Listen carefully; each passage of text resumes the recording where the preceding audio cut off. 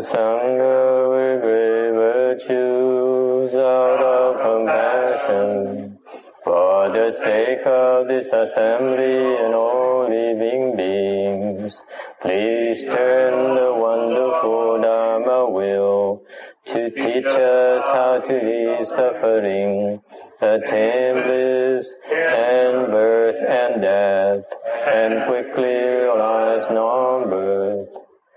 Cùng thính đại đức tặng thịnh, vì đức hội hợp nhất thiết chúng sinh, thiện chuyên diệu vào luân giao đạo ngã môn, như há liêu sanh thoát từ đi vô đà la, tốt chứng vô sanh.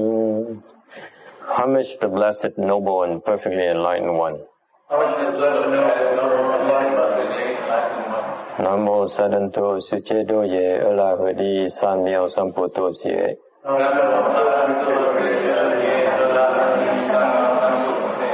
Nam mô Ta Tha Tha Tô Ya Đa Ya A La Ha Đề Tam Miêu Tam Bồ Đà Tô A.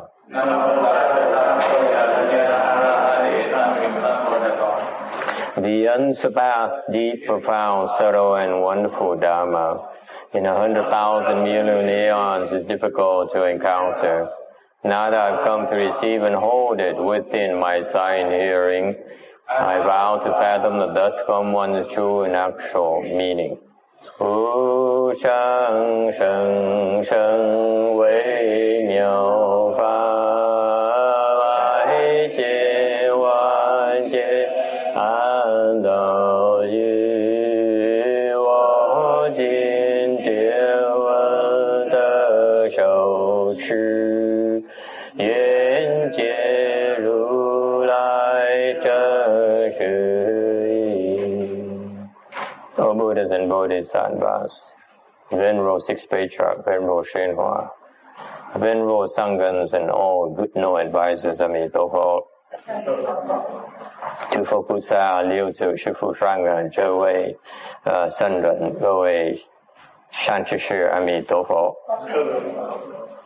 Chư Phật Bồ Tát, kính thưa lục tổ, Thượng Thiên Hoa, quý thầy, cô và quý vị thiện sĩ thức A Di Đà Phật.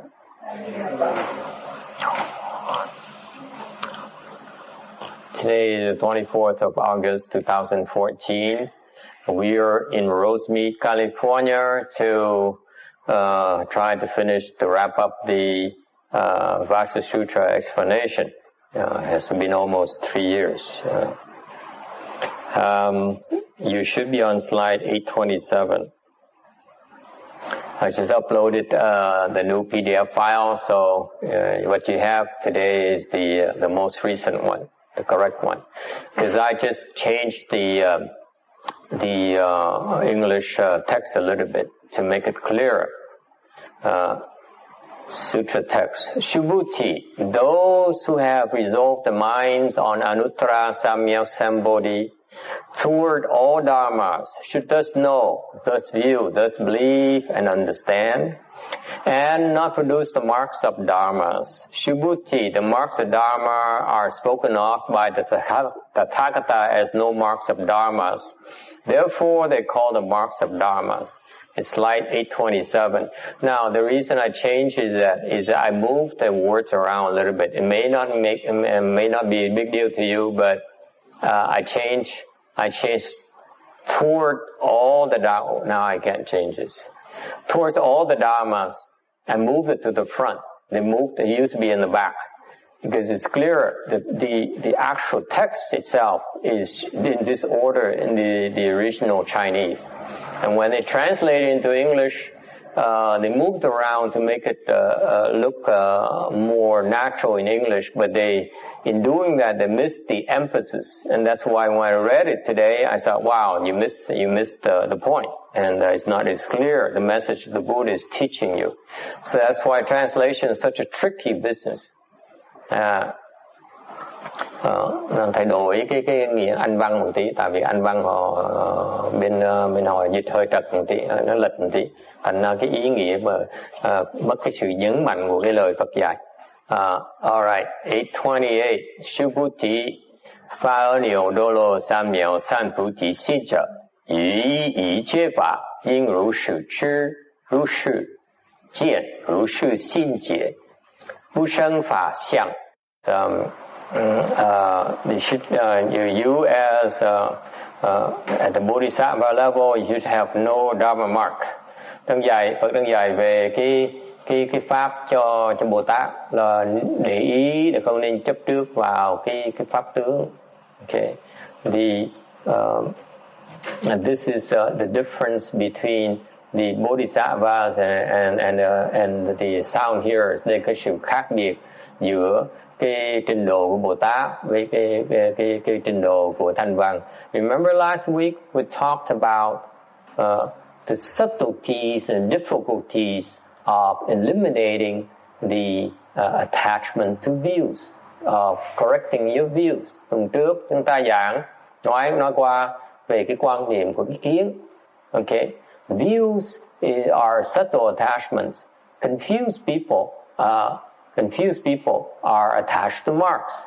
Cái người phàm phu thì chấp trước. Okay, my friend, you know, he's attached to the mark of being rich. Bạn của thầy mới đi dùng trưa với ông tuần vừa rồi đó, tuần trước đó, thì gia đình họ là gia đình rất là gọi là thường lưu, thành họ chấp cái tướng của cái người thành công, của người giàu có. They attach to the mark of success. They attach the marks of being rich. Okay, being successful, very important to them. Okay, that's a sign of confusion of ordinary people, common mortals. Người phàm phu nó như vậy. And when you get to the Bodhisattva level, khi quý vị tới cái trình độ của Bồ Tát á, thì quý vị chấp kiến. And then you have something, you get rid of your attachment to marks. It doesn't matter you rich or poor. Cái người Bồ Tát á, họ không cần biết họ giàu là nghèo. Okay, they don't care how much money they have in the bank. Họ không cần biết tiền có bao nhiêu trong nhà băng. Okay, what they're concerned about is getting rid of the very subtle attachments, the attachments to views or prejudices. Cái người Bồ Tát đang nhấn mạnh chú trọng cái sự cắt đoạn những cái thành kiến của mình. Okay, let me ask you this. That's a theory. Let me ask you this. How can you tell that you have attachments to views? Làm sao quý vị biết quý vị có cái chấp trước về kiến? How can you tell that you still have views? Quý vị vẫn còn cái kiến, chấp trước về kiến. Yes, Vicky. Master, if you have an opinion about something. You have an opinion about something. Có một ý kiến. Okay. That's right. Yes, Sarah. Your mind is moving really fast with many thoughts. Yes, your mind is moving very fast. Cái tâm rất là lẹ. When you get to Bodhisattva level, you have to deal with views. Your mind is so fast, incredibly fast. Lúc mà quý vị tới trình độ Bồ Tát, nó lẹ dễ sợ lắm. It's so fast. Okay? Lightning speed. Cái óc của người Bồ Tát lẹ không thể tưởng tượng. You cannot imagine how fast they are. If smart people in the world think they're smart, they're so slow compared to the Bodhisattva's mental speed. Cái óc của cái người mà trí thức, người khoa học gia, cái người gọi là what's genius in Vietnamese? Thần đồng của người phàm phu đó. Họ nghĩ họ giỏi, họ nghĩ rất là lẹ vậy. Đối với Bồ Tát á, là giống như con nít vậy. Okay, it's so slow. They think they're so smart. They think they understand so much. Bodhisattvas is a lot faster and they understand so many more things, a lot quicker at the same time. Okay? And so the way in practical terms, đối với cái thực tế là như vậy này. The reason the way you know you still have views, quý vị biết quý vị vẫn còn cái kiến ở chỗ nào? Because you judge people. Okay. Cái kiến là cái động cơ nó thúc đẩy quý vị là phán đoán người khác. You say they're inferior, cái nghĩ vị là họ thua mình. Okay? I it's funny, I don't mean to put my friend down, but I realized recently, the last year or so, I finally grew up. We've been friends for a long time, for long longer, and then many of you are way before many of you were born. We were friends for so long, so you take things for granted. But I realized for the last year or so, last couple of years or so, that he puts up with me because he looks down upon me a little bit. Okay, bạn với thầy là quá lâu rồi, thành ra mình quen rồi, mình muốn để ý. Cách 2 năm vừa rồi thầy mới để ý thế, té là cái ông này có cái kiến, because he feels that he's richer, he's more accomplished. It's not until recently where our names are plastered upon the CBS and the ABC and Reuters and AP press. They've agreed. They agreed. My friends finally agreed that I have a certain amount of success in my field. My friends demand no less than success, accomplishment in whatever we do. That's our generation. We're supposed to be the cream, the elite class in my generation. So they will look upon ourselves as achievers. And if you don't achieve, they look down upon you. Okay? And the reason I see the change, because now they look at me differently. They approve of what I do as a career. But the point here is that it's very subtle. There's no point. It's not meant to accuse people or embarrass them. It's the fact of the matter is that your views arise so quickly in the form of judging others. And cái vị để ý như vậy. The people who are judgmental, I don't know, Anna knows what I'm talking about. They're judgmental people. They're so demanding people. Okay? Those are the people who have attachments to views. Anh thầy nói cái gì nghe? Cái quý vị để ý, những cái người mà rất lẹ khi mà phán đoán người khác. Okay? Those are the people who have heavy attachment to views. And you know what you do? You don't say anything because you touch them, you're gonna get hurt. Khi mà những cái người có chấp trước về kiến rồi, cái vị đụng người ta không được.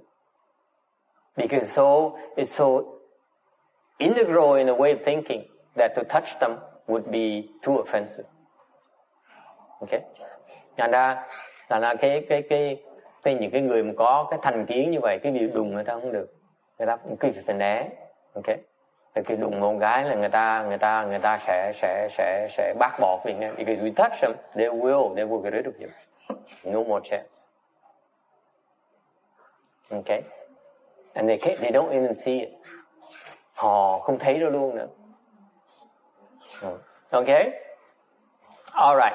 So here, you remember the first part of the sutra, the Buddha says helps us get rid of our attachments to marks. Nên quý vị nhớ không? Cái phần đầu của kinh đó, là Phật Kinh Kim Cang này là Phật dạy chúng ta cái phương pháp để mà phá cái chấp tướng, bớt chấp tướng. Okay? Now for the Bodhisattvas. Okay? The attachment is not the marks. Bây giờ tới phim Bồ Tát thì không phải là còn chấp tướng nữa. But the attachment is a form of a view of a mark. Đối với Bồ Tát thì không còn chấp tướng của cái tướng, 4 cái tướng, mà còn chấp vào cái kiến của 4 cái tướng. Okay? Someday you understand.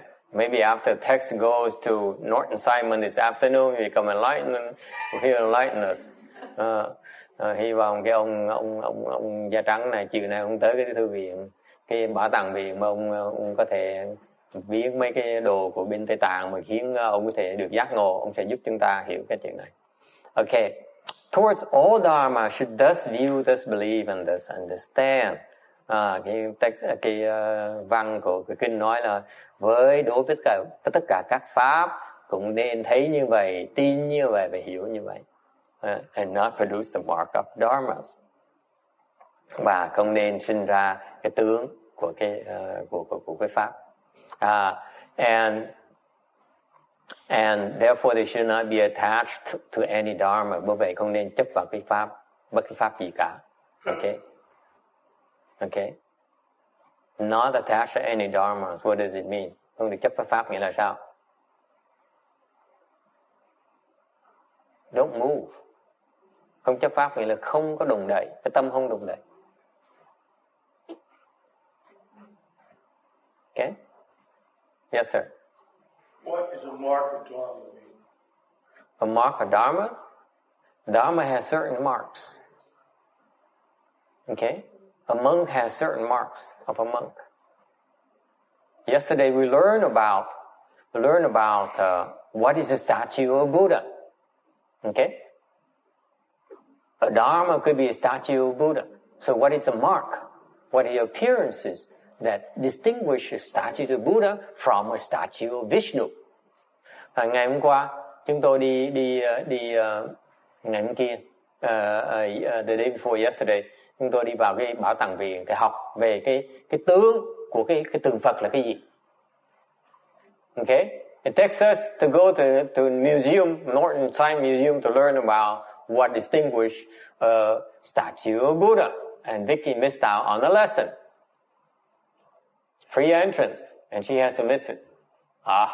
And miss on the chance of enlightenment.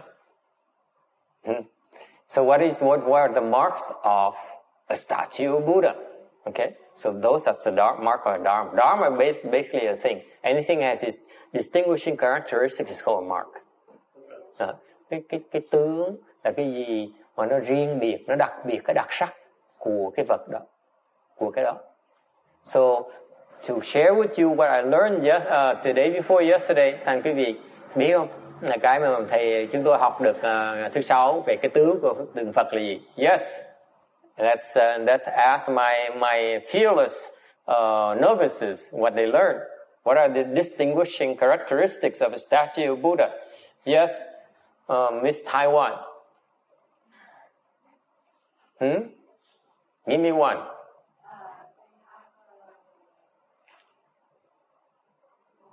She forgot already.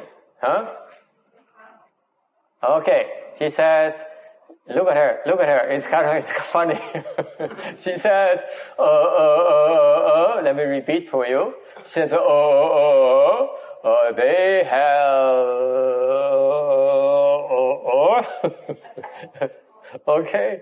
Look at her. Look, it's funny. No, just one. I asked only one. This is funny. She pointed at the top of her head and said, they have a mark.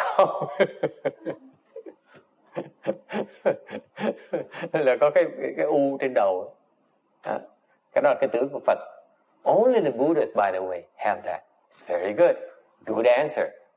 Only Buddhas have this. Yeah, only the Buddhas have this.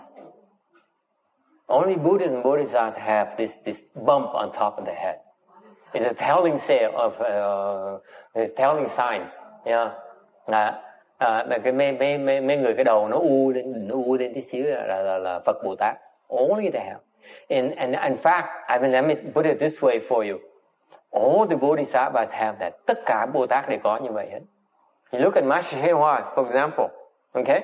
We have to cut it off up there so that we can hide it from you. I'm kidding. Quý vị thấy cái tượng hình Ngài Tiến Hóa không? Phải cắt ở trên này tí để quý vị thấy được cái chỗ u. I'm kidding, of course. They don't do it. Actually, in the Buddhas and Bodhisattvas, it's invisible. Sometimes they don't allow you to see it. If you open your spiritual eye, you can see it's a bump. Quý vị mở cái thần nhãn, quý vị thấy được trên đầu nó có cái dấu U. Thường Bồ Tát giấu không cho quý vị thấy, phải mở mắt mới thấy được. Usually Bodhisattvas do not allow you to see it, so that they remain incognito.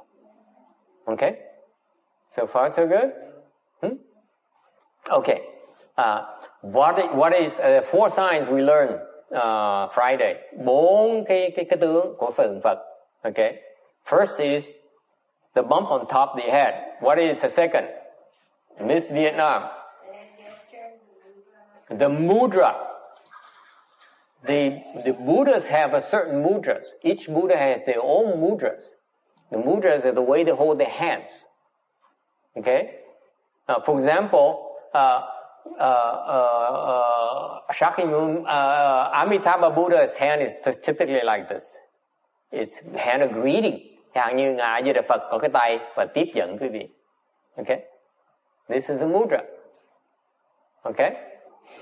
Shakyamuni Buddha, you see the statue over there? Khi nhìn thấy cái tượng Phật Ngài Thích Ca Mâu Ni kìa, the mudra is like this. It's called Vajra mudra. Okay? And so the way they hold the hands is called mudra. Okay? So mudra is number 2. What's number 3? Huh?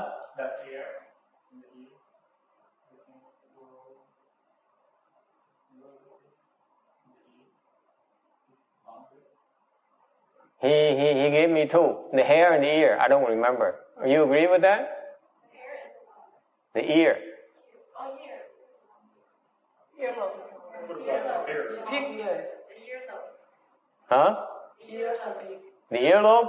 It's longer. She didn't say hair. This guy adds a lot of stuff. He adds spices constantly. Cái ông này ông chế, ông thêm cái tóc, không có tóc. Okay. Cái tai nó dài xuống. Long earlobes. Okay? Long earlobes. This is what the Buddha's typically ears are like. See? All the Buddhas and Bodhisattvas have long earlobes. You see? So far so good? Only the Buddhas have the drag hair down like this. Okay? And Bodhisattvas lie like this. Okay? So the ears. And finally number 4, Xin Che Shi. He forgot, of course. See, look at his face, I can tell he doesn't remember. He only goes there for the ride. Cái ông thầy này, ông tới đi chơi vậy thôi chứ còn. He's so glad he has to take a break from all the temple worries. You know, getting out of temple is like going vacation for him. Yes, sir. What is the 4th? See, look at his face. See, now he can't fall asleep anymore. Shame on you. We spend money to go there and you didn't learn your lesson. Anyone, you know what the 4th sign? Quý vị biết cái tướng thứ 4 của tượng Phật là gì không? No, because Vishnu has that too. Ông nói cái xe luân hồi trong tay thầy không có. Cái ông thần Vishnu cũng có bằng tay luân hồi, cái xe luân hồi trong tay nữa. It's one of his weapons. Miss Taiwan got it.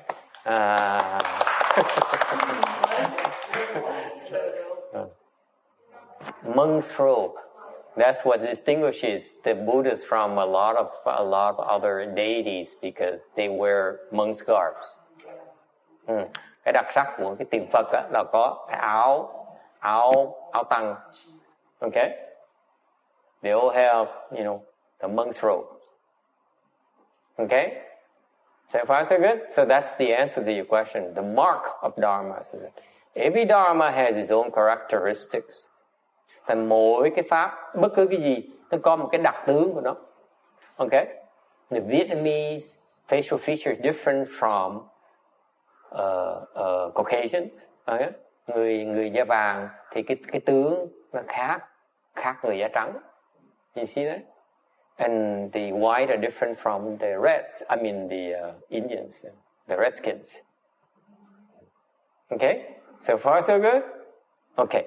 So it says, all dharmas spoken by the Buddha, words for the sake of the minds of living beings. If there were no minds, what use would the dharma be?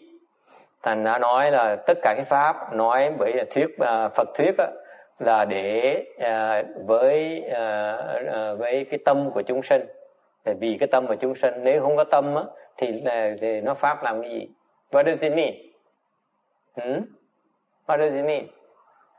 It's very profound. It's not as simple as you think.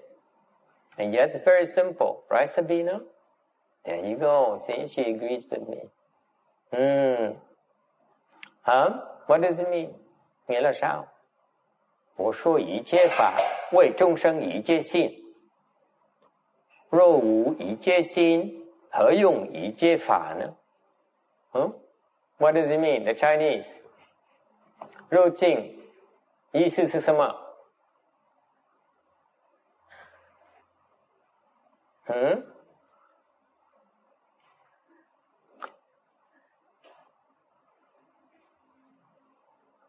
？Anyone? What does it mean? Yes, sir. Now the bhikshu is trying to make amends. Yes. The Dharma has no real form except for to accord with particular living beings. In their minds, it has to take a form and be expressed in some manner they can understand. But in itself, it doesn't have any form or any marks. Okay. Then what does it mean? It's not real. Yes. It's not real. What does it mean? Don't be attached. What does it mean? Attachment is not real. What does it mean? Empty. What does it mean? Doesn't mean anything. Kim Lee cannot take notes like that. We need something more concrete for her to write down, because I look at her.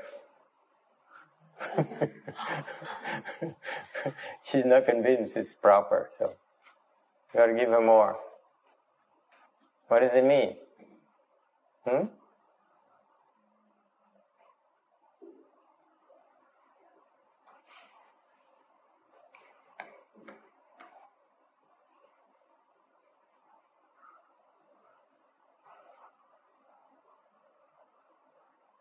Yes? Yeah?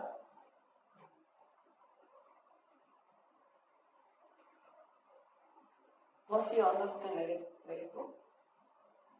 Close. Okay. The bottom line is this.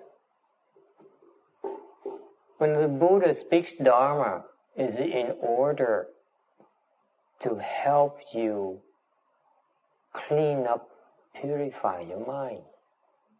Đức Phật khi mà Ngài nói Pháp là để quý vị, cái tâm quý vị nó trở thành thanh tịnh. Think about it. It's in order to purify your mind and Sabina's mind as well. Oh yeah. Think about it. It's not to clutter it up. Không phải để cái tâm quý vị ngày nay càng bận rộn. You understand that? Is it clear to you? It is to help you let go, not to make you more greedy, more angry, more stupid. Phật nói Pháp là để giúp quý vị bớt tham, bớt sân, bớt si. Because he sees the nature of your attachments. Đức Phật thấy được cái sự chấp trước của quý vị. Therefore he says, you need to be aware. This is where your problem is. This is what you need to do to let go. Thôi cái lời Phật dạy là Phật nhận ra được, nhận thức được cái tâm quý vị đó đang bị kẹt chỗ nào, và Ngài nói Pháp để giải thoát, giúp quý vị đắc giải thoát. Is it clear? This is why you have to listen to the Dharma. Bởi vì quý vị phải cần nghe Pháp. This is why you only sit and cross your legs. You're not going to make it.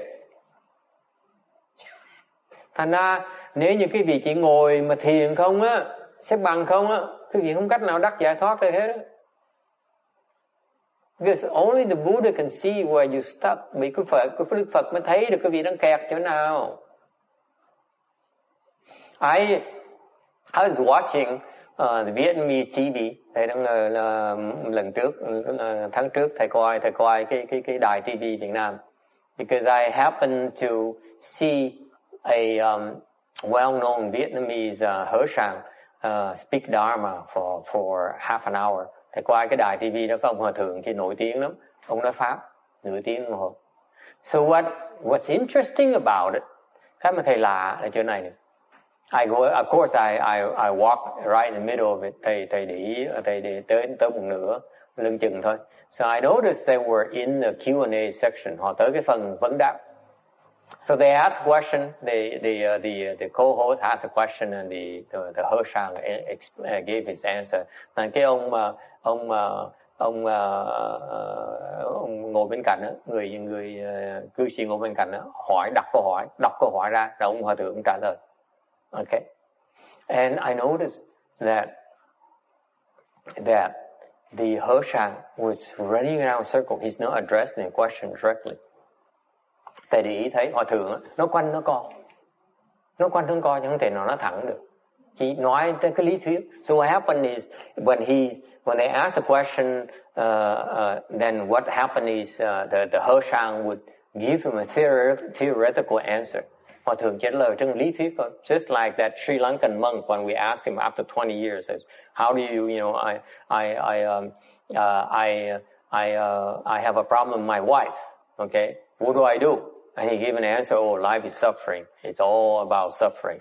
And you need to be aware of suffering. How does it answer his needs? Okay. Thì giống như trước mà có ông thầy Tích Lan tới mà thầy tu hơn 20 năm rồi tới đây, rồi người ta tới ta hỏi là bạch thầy con có vấn đề với bà xã con như làm sao, thì ông trả lời nó cái đó là khổ, cuộc sống nó khổ như vậy đó. Okay. Nó không có liên quan tới làm sao mà giải quyết vấn đề của bà xã hết, bà vợ hết đó. Okay. If you think, you notice my left wing people are struggling a little bit because they've been crossing their legs for quite some time now. Thì mấy người mà xuất gia đệ tử thầy hoặc là nó xả chân ra hoặc là ngồi nó nghiêng xiên vẹo tại vì nó ngồi xếp bằng hơi lâu một tí. Ăn trưa xong thầy còn ngồi nói pháp cho họ nghe thêm cỡ 45 phút nữa. Because after lunch I spoke Dharma to them in a lunch hall for another 45 minutes, so they didn't have a chance to unbuckle their legs. Okay, so anyway, I'm noticing they're grimacing, and I said, "What? My Dharma is so wonderful, and you don't appreciate it." Anyway. The Dharma is only spoken for the listener's sake. Cái vị nghe cho rõ này. Cái Pháp nó được giảng cho cái người ngồi nghe.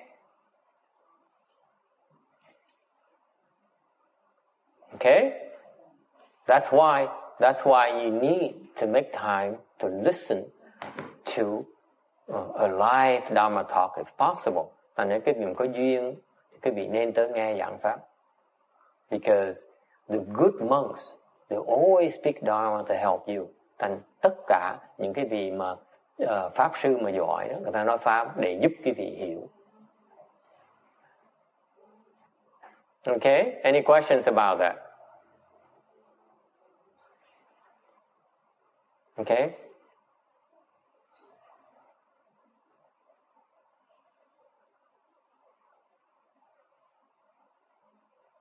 It's just like that's why the analogy, ta nó có một cái ví dụ rất là thông thường. The Dharma is like medicine. Người ta thường nói cái pháp là giống như thuốc, giống như là thuốc, ban thuốc để chữa bệnh quý vị.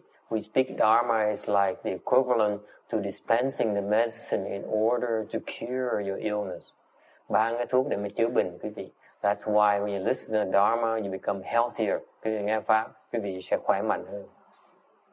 Believe it or not. Okay?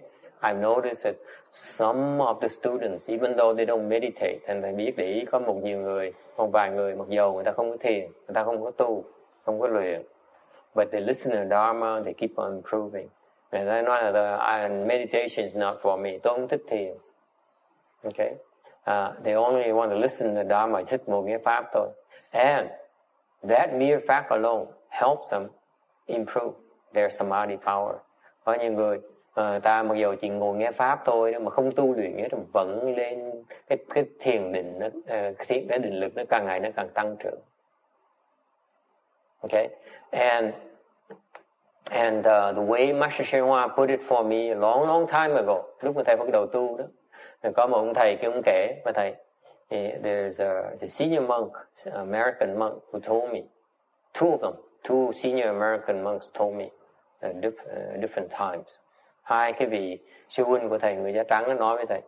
He says, Master Shen Hoa told me, they said, personally. Họ nói, là Ngài Thiên Hóa nói với họ nghe. He says, everyone, you should get the people to listen to my dharma. Thầy nói quý vị nên khuyên người ta nghe cái lời giảng pháp của tôi. Because he says, when people listen to my dharma, I find a way to help them. Thì Ngài nói rằng khi người ta nghe cái pháp của tôi đó, tôi tìm cách để mà giúp người ta.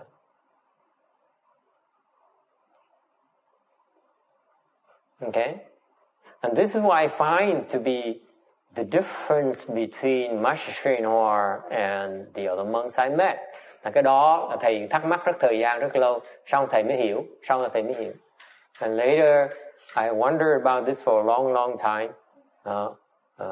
After sitting a lot and enduring my leg pains and complaining bitterly, and why am I doing this? Why does it hurt so much? Why does it have to hurt so much? Why does the Dharma have to hurt so much?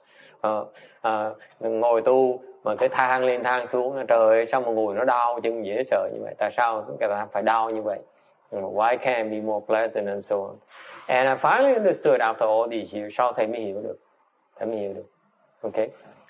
The difference I saw between Master Shen Hua's Dharma versus the other monks' Dharma is that he stresses on what to do, not knowledge. Thằng sau thầy nghe một thời gian lâu rồi, thầy cái thắc mắc hoài á, chân nó đau quá mà vẫn phải chịu đựng như thường. Thì thầy mới thắc mắc, thầy mới hiểu là cái sự khác biệt. Nghe đủ thứ rồi mới hiểu sự khác biệt giữa cái lời giảng pháp của Ngài Thiên Hóa với những cái vị thầy khác, including Master Xu Yun. Ngay Ngài Hư Vân thầy cũng thấy khác nữa. The difference between Master Shen Hoa again and Master Xu Yun, even Master Xu Yun, his teacher, is that Master Xu Yun is theoretical. Ngay Ngài Hư Vân đó vẫn còn nói lý thuyết. Tôi với thầy.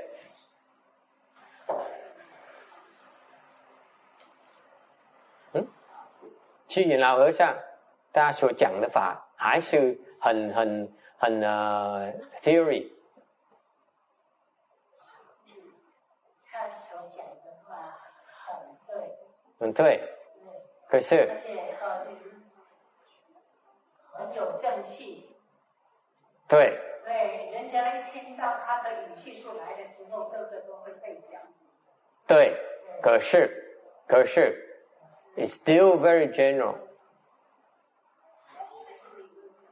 对，还是理论上。对 ，but Master Shen Hua's Dharma different. Master Shen Hua's Dharma, he says, do this. When you ask him a question, he says, do this. Don't do that. Cái Ngài Thiên Hóa pháp Ngài Hư Vân giảng rất là hay, chánh pháp tuyệt vời lắm. Cái pháp của Ngài Hư Vân vững như bằng thạch, không chỗ nào sai. Nó rộng dễ sợ lắm. Nhưng điều khác biệt pháp Ngài Thiên Hóa, chứ pháp Ngài Thiên Hóa hỏi Ngài một câu, Ngài nói là làm cái này nè, đừng làm cái này nè. Còn Ngài Thiên Vân làm gì cũng được, Ngài không giảng được như vậy. Very Xu Yun cannot do that. He can give you general principles, but he cannot tell you, do this to fix your problem. That's exactly what these verses mean.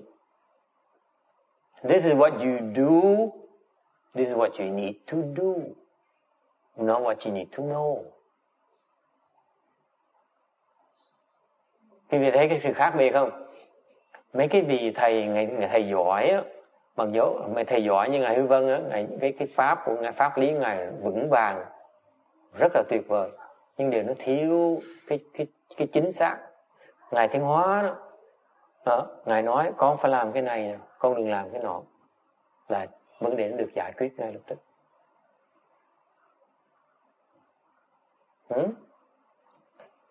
Đó là ý nghĩa của câu văn này. This is exactly what it means, the verse here. If you read it, you will not understand why that's the real meaning behind it. The true Dharma, see, in order to fix your problem in your mind right now. Cái pháp đó, nó nói ra để giải quyết, giải tỏa cái kẹt của cái tâm quý vị. Is that clear? That's why you listen to Dharma, listen carefully. Cái tâm quý vị, là cái tâm lúc mà nghe pháp là cái pháp phải cung kính. That's why you have to be respectful. Phải cung kính. Okay? Phải biết đây là một cái ơn huệ. It is a gift to you. Okay? Because if you're not respectful, nếu tâm quý vị mà không cung kính á, you cannot understand, quý vị không thể nào hiểu được hết. Remember what I said about my friend who has these views? He says, I'm better than you. These prejudices. And one of the prejudices is because you're inferior, therefore I don't respect you. Okay? Because of that, he does not get the solution to his problem. Why is it given to you? Why would it be given to you if you don't respect it? If you don't respect it, it's not going to be given to you. Quý vị thấy những bạn của thầy đó, giàu có, thành công, thành ra mặc dầu như vậy, họ không có cái thành kiến của ông mà thầy cũng không đụng được. Tại sao? Tại vì cái tâm thiếu cung kính, đâu có nói được. Cái tâm không cung kính nói không có cách nào nhận được hết. Thì nói làm cái gì? Thành thấy không? Thấy cái dễ sợ không? Vì cái kề này quý vị thấy cái tâm mình, nếu mình muốn được giúp thì khúc nào mình phải cung kính. That's why I take this verse a little bit further to help you understand. Here's what you do. If you understand, you believe in this verse, what you do is you always respectful and grateful. Phải biết cung kính và biết ơn thì pháp sẽ được ban cho quý vị. Is it clear?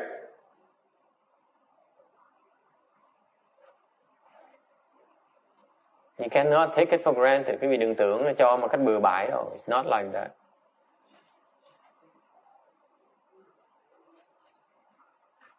Questions, comments?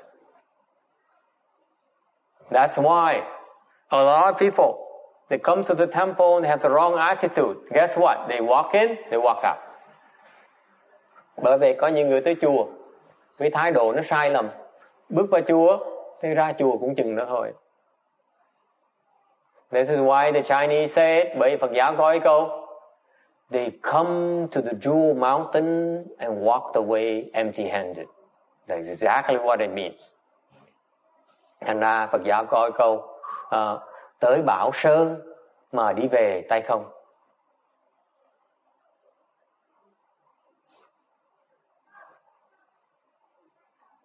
Okay?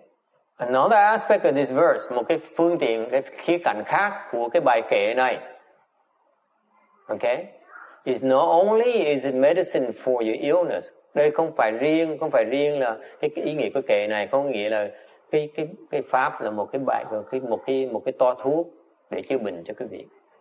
But more than that, okay, that you must be a Dharma vessel for it to be conferred upon you. Trên một phương diện khác là cái pháp đó, mình phải là một cái pháp khí xứng đáng, pháp mới được đưa cho chúng ta.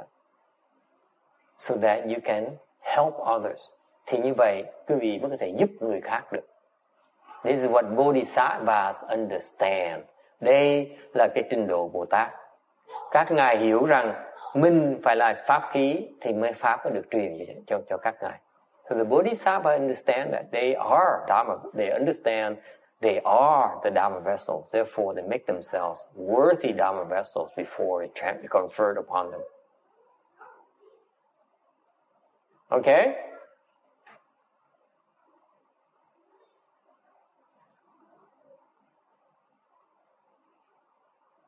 (831) He used a lot of names, a lot of words. Okay, những danh từ khác nhau. The marks of Dharma are spoken of by the Tathagata as no marks of Dharmas. Therefore they call the marks of Dharmas. Thành ra chỉ dùng những danh từ khác nhau để mà gọi thôi. Okay, thì dùng cái tướng khác nhau để mà gọi.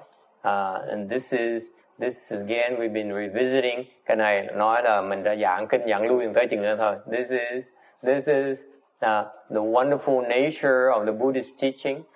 We accord with living beings conditions. Đây là cái tuyệt vời của Phật pháp là Phật pháp á, là chỉ nói ra là một cái phương tiện để mà đáp ứng với căn cơ của người nghe thôi. The Dharma is spoken, okay, according to the potential of the listener. That's all. Okay, and therefore, when you take this Dharma lecture and combine with a different Dharma lecture, it may not make sense on the same text. Nên là quý vị biết không, nhiều khi nghe lời giảng kinh Kim Cang của ông thầy này giảng, xong tới ráp với lời giảng của ông thầy khác, nó chưa chắc là có nghĩa, nó ăn khớp với nhau. Tại vì hai cái người nghe nó khác nhau, hai nhóm người nghe nó khác nhau, pháp nó không có giống nhau. Okay? All right. So, in the Vajra Sutra, we learn about prajna, wisdom. Cái Kim Cang này là dạy về cái chư hệ bát nhã. And the wonderful principles of true emptiness. Chư hệ bát nhã là cái gì? Chư hệ bát nhã là bàn về cái chân không. If you want to understand more about true emptiness, you need to read more on the Vajra Sutra. Bởi khi mình muốn hiểu cái chân không là cái gì, quý vị phải cần nghiên cứu kinh Kim Cang này. Okay. And it expresses Dhammadora quality found within the wonderful principle of prajna. Thì cái chư hệ bát nhã là sao? Chư hệ bát nhã là cái chư hệ của bình đẳng. Okay? What is the quality? 832. Cái bình đẳng là cái gì? The five aspects of quality in this sutra that the sutra alludes to. Ba cái khía cạnh bình đẳng mà trong cái kinh Kim Cang này nêu ra. The quality of living beings and Buddhas. Thứ nhất là bình đẳng giữa chúng sanh và Phật. Number two, the quality of emptiness and existence. Thứ nhì, là bình đẳng giữa không và hữu. Cái có và cái không, cái bình đẳng thì giống nhau. Number three, the quality of all dharmas. Cái sự bình đẳng của tất cả pháp, của tất cả. Everyone is equal. Women and men. Đàn ông đàn bà bình đẳng. This is in Buddhism. Cái đây là cái tinh thần của Phật giáo. Not words. Không phải là chỉ lời nói thôi. Okay? Vicky, just because men and women are equal, does it mean they receive equal treatment? Absolutely not. You understand that now? Not necessarily the same treatment, but they're equal under the Buddha's eyes. Isn't it wonderful? Think about it, how liberating it is. Why is it women have to walk around and say, I want equal treatment? That's baloney. Or men, then now men are coming around and say, hey, we want equal treatment too. Now the white people are saying, I want equal treatment as the minorities. You see that? No such thing.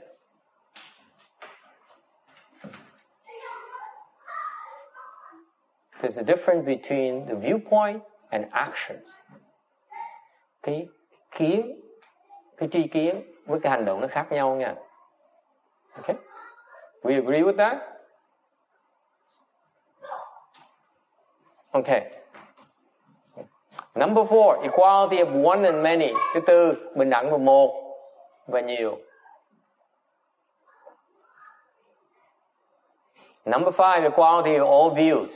Thứ năm, bình đẳng của tất cả những cái kiến. Okay, and we still on slide 832. The equality of Dharma doors is poorly understood by most people. Những cái pháp môn nó bình đẳng với nhau là đa số mọi người không hiểu. Mr. Bowman, you agree or disagree? All Dharma doors are equal. We don't appear to be, but that's the same here.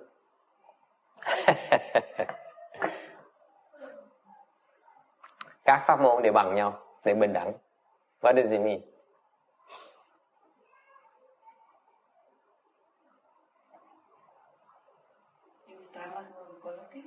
Yeah, all Dharma doors are equal. You see, that's the wisdom of Prajna. Cái đây là trí huệ bát nhã. Can you see that? Can you see true Prajna wisdom here? Khi bị nghe cái trí huệ bát nhã nó rõ ràng không? You heard the secret school saying they are the best dharmas. Chẳng như bên mật tông ta nói pháp chúng tôi là pháp tối thượng. Okay? Supreme Dharma. Supreme Dharma. Is that Prajna? Pháp tối thượng phải làm pháp bát nhã được không? Thì maybe it's supreme, but it's not Prajna. Nếu cái pháp mà tối thượng không phải là pháp bát nhã. Yes, sir.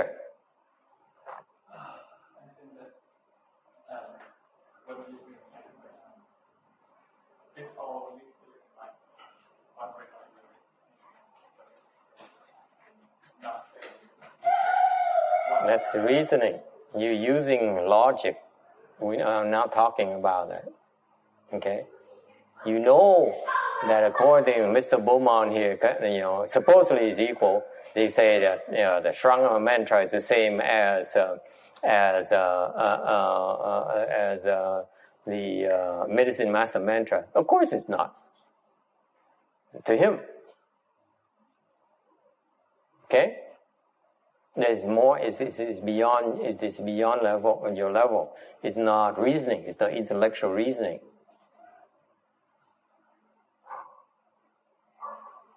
Okay.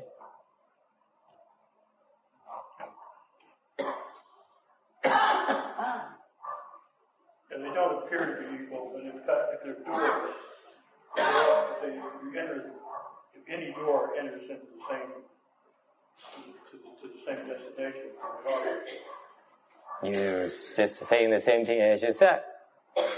Ông nói là cái pháp môn nó bằng đồng bình đẳng, tại vì cuối cùng nó dẫn mình tới Phật quả. Thầy nói đó vẫn là lý luận như thế. It's still reasoning. You see that? You're still debating. You're still deducing. Yes. Why are they equal? How can they be equal? Because you're still deducing. Yes. Like, just an example, when I danced for 10 years, at the end, when people first learn Vajra, Salsa, they're different. But when you dance for a long time, it's the same thing. After you pass through. Yeah, Shana is a little bit more clever. She says, after you do it for a long time, you say, what's a big deal? No, it comes from the same root, the same basic. But people don't understand because they never experience it. It's just... It's still reasoning. Cái này là vẫn lý luận như thường. Anyone else? Yes. Tôi thấy một cái pháp mà có một cái giá trị riêng, tùy theo cái nhân duyên của một người mà họ gặp được đạt được. He says each Dharma has its own unique characteristics. It's only arises because of the individual's conditions, particular conditions, individual circumstances. Yes? It's about balance. Balance? No. Balance is still reasoning. Yes. Second chance.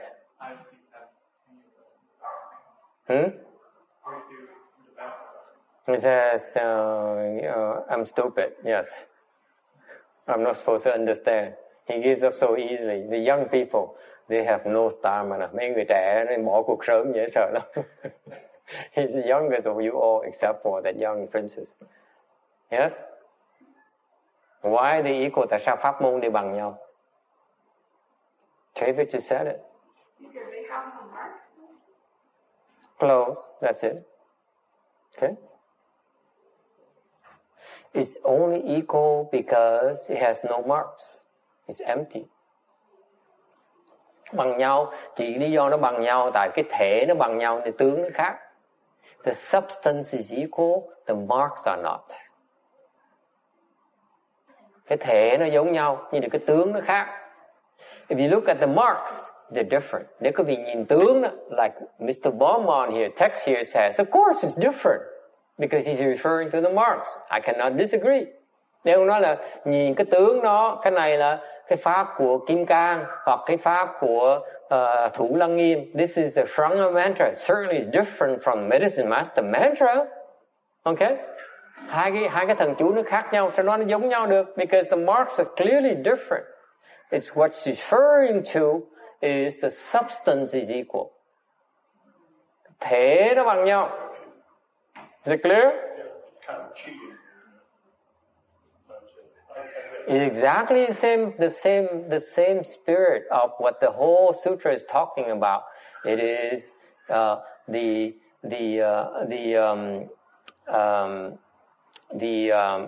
marks of Dharma are no marks of Dharma, and therefore they call the marks of Dharma. It used to bother the heck out of me. Lúc mình thầy đọc cái Nguyên Can 20 năm trước thầy khó chịu dễ sợ, cứ nói nó quanh nó co hoài, không có cái tướng của pháp, không phải là tướng của pháp, bởi vậy mới gọi là tướng của pháp, nó chả có ý nghĩa gì. What you're referring to is the substance is the same, only the marks are different. That's all.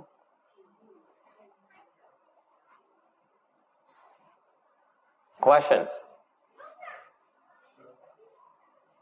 Okay? So because it's a substance is empty, that's why they're equal. Cái thể nó là không thì mới gọi là nó bằng nhau. And the only, as Straight put it, only the marks are manifested differently in order to cure your particular illness. Nên cái thể nó hiện ra, cái tướng nó khác nhau để chữa cái bệnh khác nhau của mỗi người thôi. Okay? And if you don't understand the equality of the Dharma doors, you tend to put a head on top of a head, add marks to marks. Vì cái vị mê muội không hiểu được cái sự bình đẳng của pháp môn, thành cái vị cứ để cái đầu trên cái đầu, để tướng trên tướng. You keep on compounding it. And this is the case if you ask the Xian of the philosophers nowadays, the modern philosophers. They keep on building more philosophical theories upon confused theories. It's just called putting a head on top, adding a head on top of a head. One head is enough. Why need to put another? Add another. Thành bởi vậy, khi chàng như thầy nói cái triết lý của đời nay đó, if you have children going to the philosophy field nowadays, I would strongly urge you to discourage from doing that because they're so confused. The philosophers nowadays are so confused. They don't know what they're talking about. Mấy triết lý gia thời đại này, hiện đại này, họ quá lạc đi, hoặc là đường quá xa đi. Họ không biết nữa, tại họ cái lý thuyết họ là dựa trên lý thuyết mà nó tầm bậy, càng ngày càng thêm lý thuyết chồng chất lên nhau. Nothing concrete. It's all their imaginations. It's horrible. Philosophy is one of the worst fields. And ask Xian Jie, he used to learn philosophy. That's why he's here today. Yes?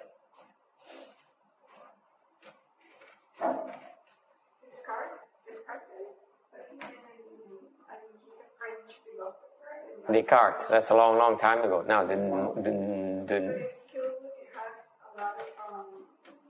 they're confused.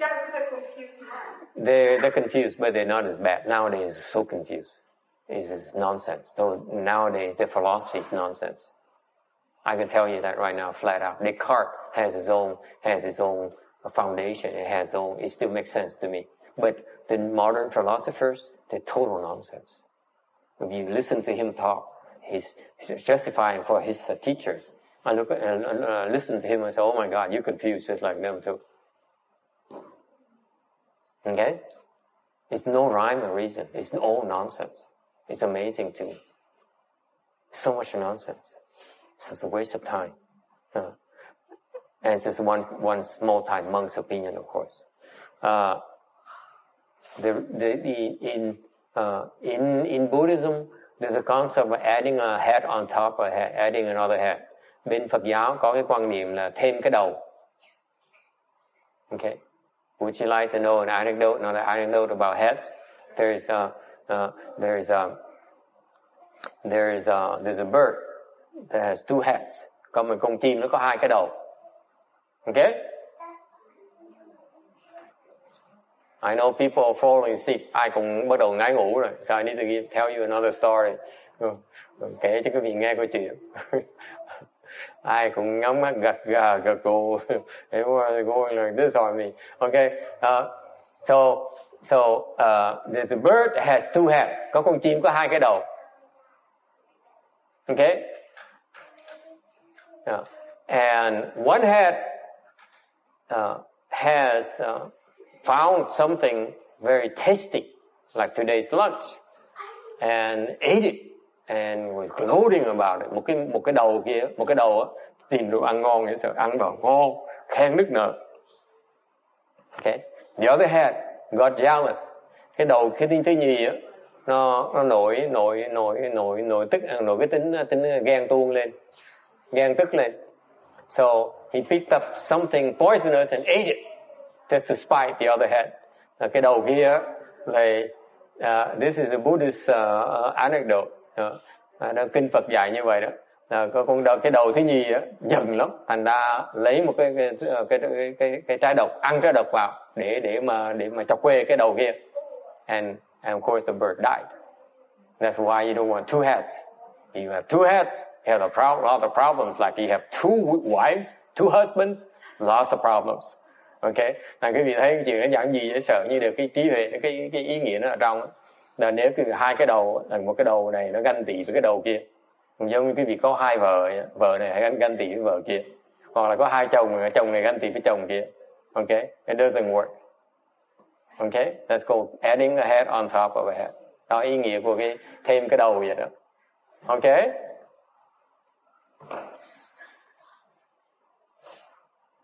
Questions?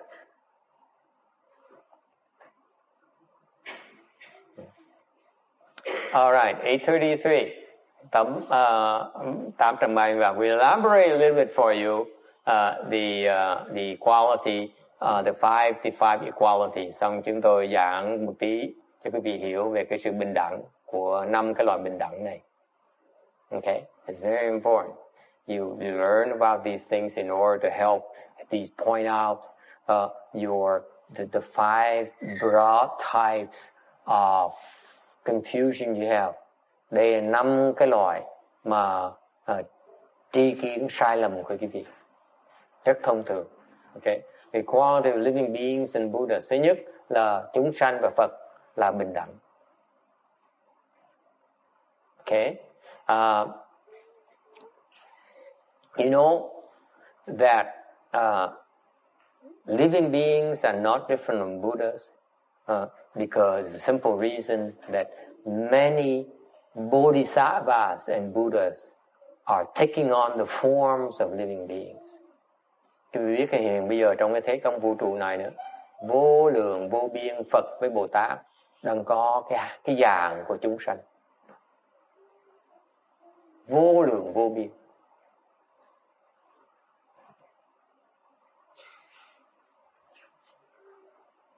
Okay? So, for example, someone told me recently, and this is not the first time, but at least I've heard this at least 4 or 5 times already. Thành ra thầy kể chuyện nghe, quý vị nghe cái chuyện mà chúng sanh với Phật. Tại thầy nghe câu chuyện này đã mới lần này vài tuần trước nghe rồi, nhưng thầy nghe không phải lần đầu đâu, nghe là lần thứ 5 rồi. Someone related to me that heard it from another person, heard from another person. Nghe đồn nhau nói là there is a belief that my teacher, late Master Srinhua, will come back as a lay person in his 20s. Có người nói với thầy là bên đệ tử của Ngài Thanh Hóa tin rằng his disciples believe, and they tell each other very proudly that they know that Master Hsien Hoa is coming back as a lay person in his 20s. Sẽ trở về, sẽ hiện ra là một cái người cư sĩ khoảng 20 mấy tuổi. This is about as old as he died about 20 years ago. You see? Thì Ngài đã chết qua đời là cách đây 20 năm rồi. Thành ra trong tương lai sẽ hiện ra người 20 mấy tuổi. Okay, so he'll manifest as a lay person again and would come back to the CTTV. Ngài sẽ trở về lại Vạn Phật Thành. They're very proud of that. They say, "Wow, I see it's going to happen." Chắc chắn sẽ xảy ra như vậy. What do you think? Các vị nghĩ sao? And they say, "Wow, to be able to see that, that's wonderful." Thấy được như vậy là chuyện rất là kinh thiên động địa. Entirely possible. Entirely possible, có thể có. All the Tibetans come back. All the Tibetans come back. All the many lamas come back. Biết bao nhiêu ông Lạc Ma trở về lại đây. See now, everyone's awake. When they hear Master Hsien Hoa coming back, say, where I go? CTTB. Ai đâu? Vạn Phật Thành. Okay? Incredible. Thấy hay dễ sợ không?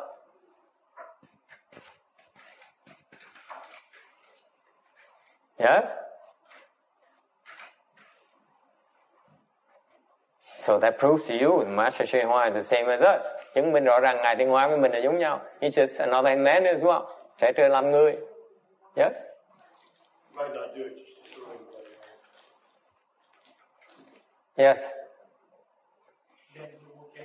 to throw everybody off. Yes? Như vậy nổi tiếng làm sao mà Hoàng Pháp. Yes sir. Maybe that justifies or explains why they're just sitting there not doing much. Vì vậy ngồi y đợi Ngài Thanh Hóa trở về. And do the work for them, làm việc cho họ. You only come back because the work's unfinished. It's not being done. Chỉ trở về lại là tại vì cái việc làm nó làm không xong, nên phải trở về lại. Not because he cannot move on. Tiếp tục đi không được. Okay? And that's why if I were them, I wouldn't even advertise it. Nếu đối với thầy mà thầy nếu về thầy ở địa vị của họ, thầy sẽ không nói gì hết đó. Tại mất mặt lắm.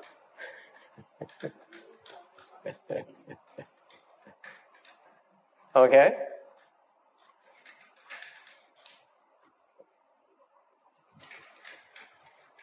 And you think he's going to wait 23 years before he would come back? Cái vị nghĩ là nếu thực sự Ngài Thanh Hóa mà cần trở về lại, Ngài đợi đến 23 năm mới trở về lại hả? What kind of nonsense is that? Huh? You really believe he's going to wait 23 years? Ngài phí vào 23 năm hả? You gotta be kidding me. He must be too old. Trong ông Thanh Hóa ông già quá rồi, ông phải đợi 25, 23 năm trời. Huh? Think about it. It's nonsense. I would tell you that he never left. Thầy nói cái gì nghe, Ngài chưa bao giờ rời đi hết.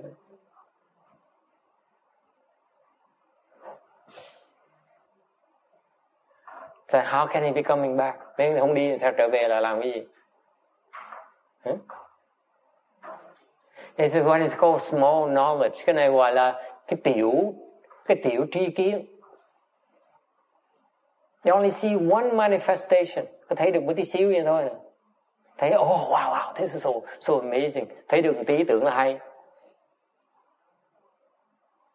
Okay?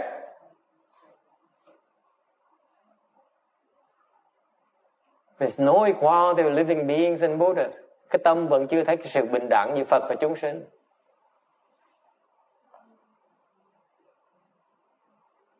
Chỉ thấy được Ngài Thanh Hóa, they only see Master Hsien Hoa.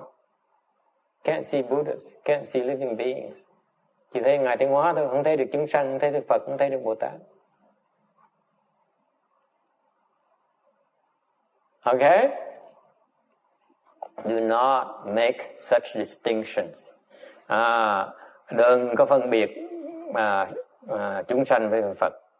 Because Master Yongjias in his song of enlightenment says, there's no people and no Buddhas. Tại Ngài Định Gia trong cái chứng Đạo Kha đó, Ngài nói không có nhân cũng không có Phật. The realms like grains of sand in a thousand worlds are like a bubble in the ocean. Tất cả những cái cõi là giống như là hạt cát trong cái thế giới, và cái mỗi thế giới chỉ giống như là một cái bọt trong cái biển thôi. That's how vast the universe is. Cái vũ trụ nó rộng như vậy. I know you're so preoccupied with your car, your house, and your clothes, and your hair. Thầy biết quý vị đang quan tâm về cái nhà của quý vị, cái xe của quý vị, cái nhà băng, cái tiền trong nhà băng của quý vị. Okay? That's how small we are. Cái tâm chúng ta nó nhỏ như vậy. That's why we are so we don't see the quality of living beings and Buddhas. Because mình thấy được cái sự bình đẳng giữa chúng sanh và Phật. Okay? Questions?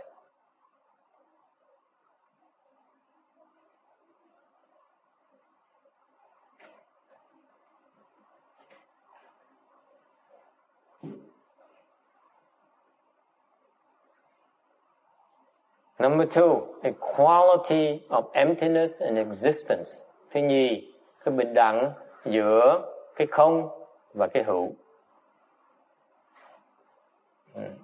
That's why the patriarch says, when you asked about emptiness, you answer with existence. Bởi vậy Ngài Lục Tổ Huệ Năng phải hiểu cái đó. Thành Ngài nói khi mà hỏi về cái không thì trả lời về cái hữu. And what do you say? You say emptiness is existence, and existence is emptiness. Anh nói là không là hữu, hữu là không, sắc là không, không là sắc. So it's no different from the Heart Sutra says emptiness is form is emptiness, emptiness is form. Which you'll be reciting in about half an hour, 40 minutes. Okay?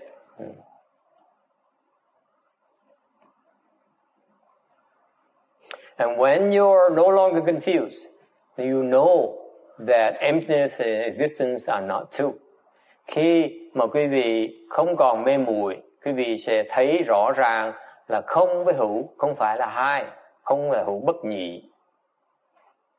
It's not two. Okay? You do attach to neither nihilism or permanence. Không nên chấp vào đoạn, không chấp vào thường. Nihilism says that after you die, everything returns to the dust. It doesn't matter. Cái đoàn nói là khi quý vị chết, sau khi quý vị chết, tất cả trở về là hư không, trở về cát bụi. Thành ra không quan trọng. There's no consequences. There's no effects. Whereas permanence, ngược lại về cái thường á, says that you always remain in your own particular realm, your own particular conditions. It never changes. Cái thường thì nói là một khi mà quý vị đã có cảnh giới quý vị bây giờ thì nó không bao giờ thay đổi hết. Nó thường trực. Okay? Permanent. It will never change. You always, what a dog, it will always be a dog. Còn làm con chó, súc sinh thì bao giờ trở làm súc sinh hết. Okay? Yes. Excuse me?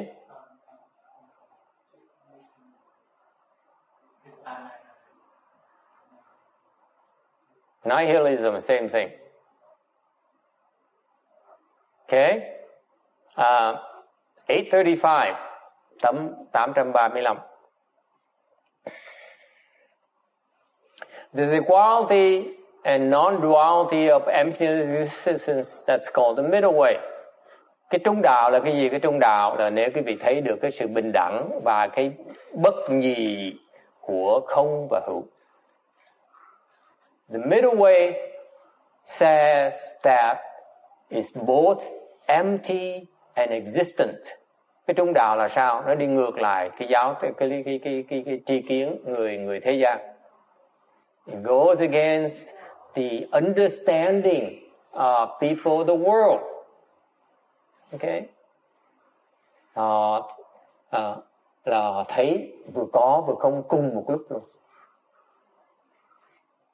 Mới gọi là trung đạo. That is the middle way. And clearly, it's way beyond you. Okay, you try to understand. I can see you try to understand it now. Thì chắc chắn là quý vị không hiểu được, tại quý vị ngồi đó đang vặn cái đầu, quý vị mà hiểu được tại sao nó bằng nhau được. Nó có cùng một lúc được. Làm sao có thể vừa không vừa có cùng một lúc được? I know you're not there yet because you're trying to understand how is it possible it's both empty and existent at the same time. It's not there and yet it's there at the same time. Tại sao có thể có mà cũng có thể không ngay cùng một lúc luôn nữa? Okay? Don't try so hard. Đừng có cố gắng quá. Okay? In other words, true emptiness does not obstruct wonderful existence. Nói cách khác, cái chân không đó. Oh yeah, how can I change this? I need to make corrections.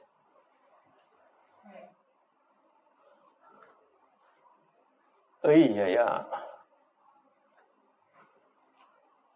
Emptiness does not obstruct existence. Nói cách khác là cái chân không, nó không có chướng ngại cái diệu hữu. And wonderful existence does not obstruct true emptiness.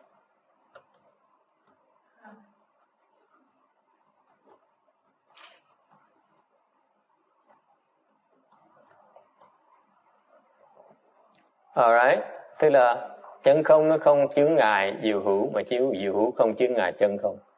In other words, true emptiness is wonderful existence, and wonderful existence is true emptiness.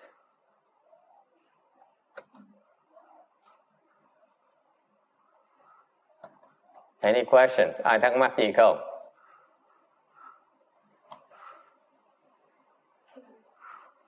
Yes?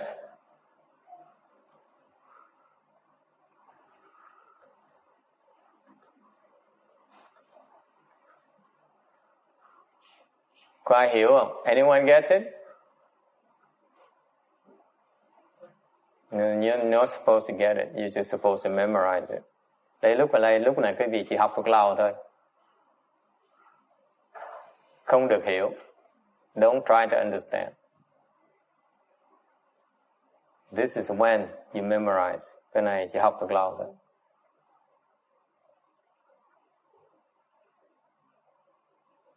Another version of it is that real mark is markless, yet it's nothing that is without marks. It's exactly the same meaning.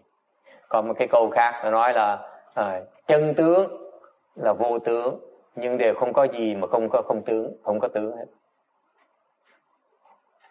Okay? 实相无相，但是无不相。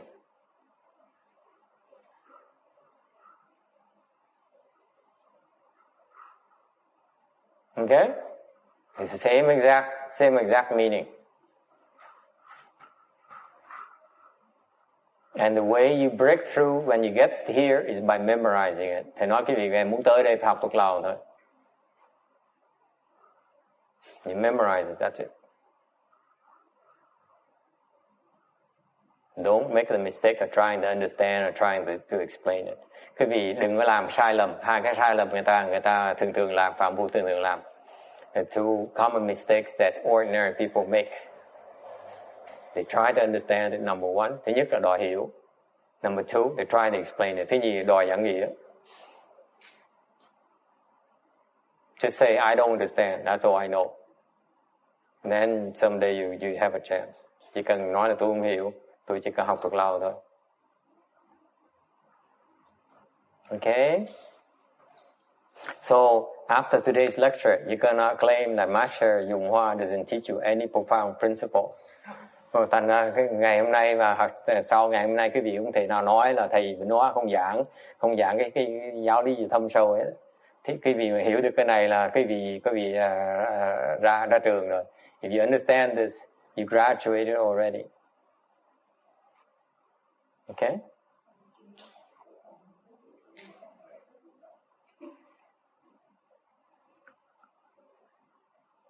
They're not two. Again, don't try to understand. Nhấn lại, đừng có đòi hiểu. Okay, they're not two. Okay. Non-duality, emptiness and existence. Cái không và cái hữu nó bất nhị.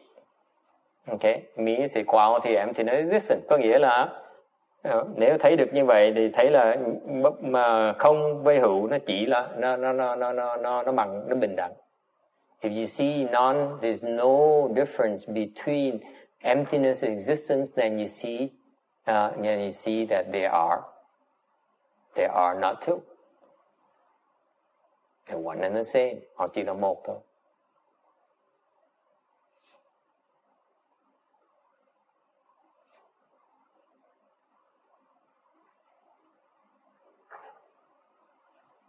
Questions? Ai thắc mắc gì không? Very good. Pass the quiz. Đúng rồi, trả bài đúng rồi. You have no questions. Then you pass the first quiz. Yes. Next, number 3. Cái thứ ba, bình đẳng của các pháp. Equality of all dharmas. Vajra Sutra says, Kinh Kim Cang nói, this dharma is level and equal without low or high.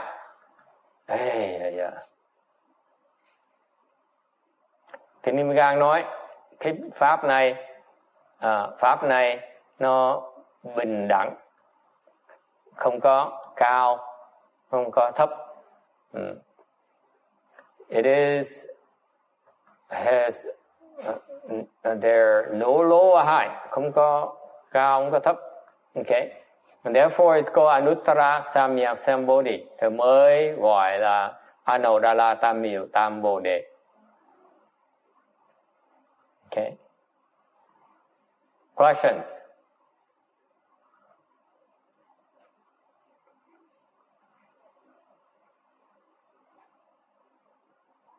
Can you see that all dharma is equal? Quý vị thấy được tất cả pháp nó bằng nhau, bình đẳng không? Can you see that rich is the same as poor? Quý vị thấy giàu với nghèo nó bằng nhau không? See? You still don't get it. Quý vị cũng chưa thấy được như thường. Can you see that Master Sri Hoa doesn't come nor does he go? Quý vị thấy được Ngài Tịnh Hóa không đi mà cũng không đến không?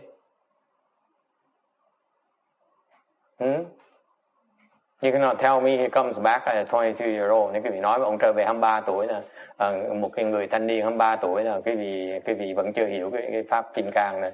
You tell me, keep on telling me he's going to come as 23-year-old. You have understood as Vajra, the prajna. You don't have prajna wisdom yet.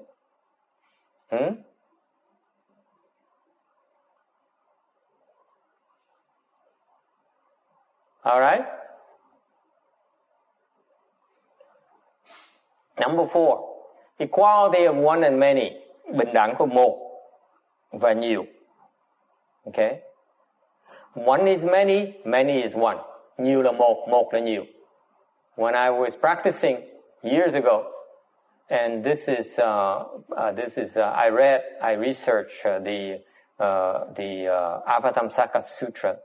Cách đây mấy năm trước thầy nghiên cứu cái kinh Hoa Nghiêm. This is what it says. One is many, many is one. Nói là một là vô lượng, vô lượng là một. Okay. One dust mote. Okay. You can put entire world system in one dust mote. Có thể bỏ một cái thế giới vào một cái hạt vi trần.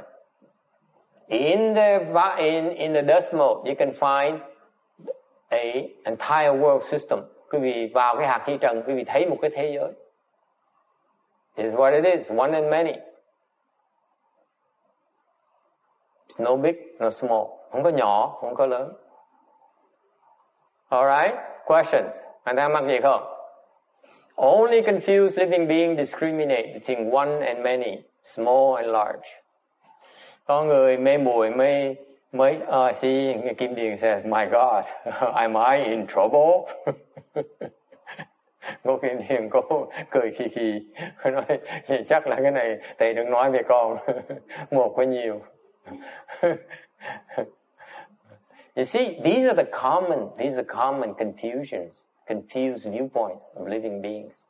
Quý vị thấy không? Đây là những cái quan niệm sai lầm rất thông thường của chúng sanh. Cái này, this shows how confused you are. Cái này rõ ràng cái vị mê muội chừng nào đó. Yes or no? Okay?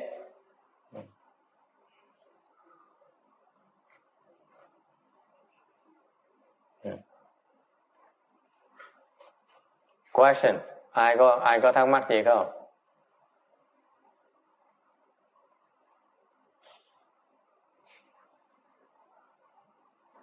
Number 5, cuối cùng, số 5, equality of views, bình đẳng của tất cả những cái kiến. What are the views? Kiến là gì? Remember, this Vajra Sutra talks about the 4 views. Cái Kinh Nguyên Cang là nói về bốn cái tướng: view of self, view of others, view of living beings, view of a lifespan. Có 4 cái tướng mà chúng sanh rất là chấp là ngã, tha, chúng sinh và thọ mạng.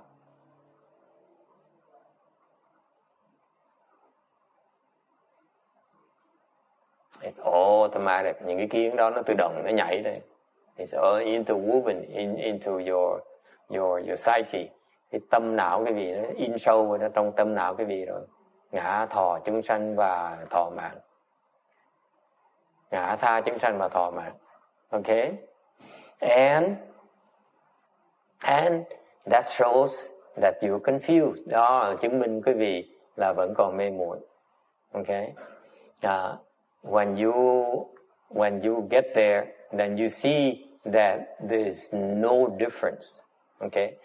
Từ từ tới đó quý vị sẽ thấy là không có sự khác biệt gì hết. Okay?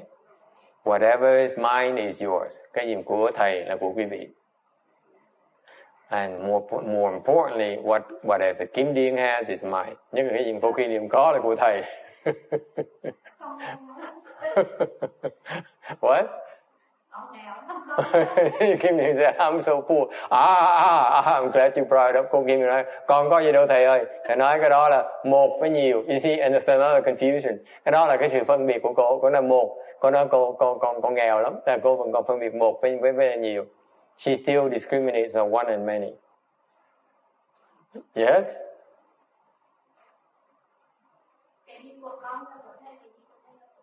Yeah. In theory, theo lý thuyết. Okay? So, the medicine described according to sickness là tùy cái bệnh mà cho thuốc. And once you cured, you no longer have to take medicine.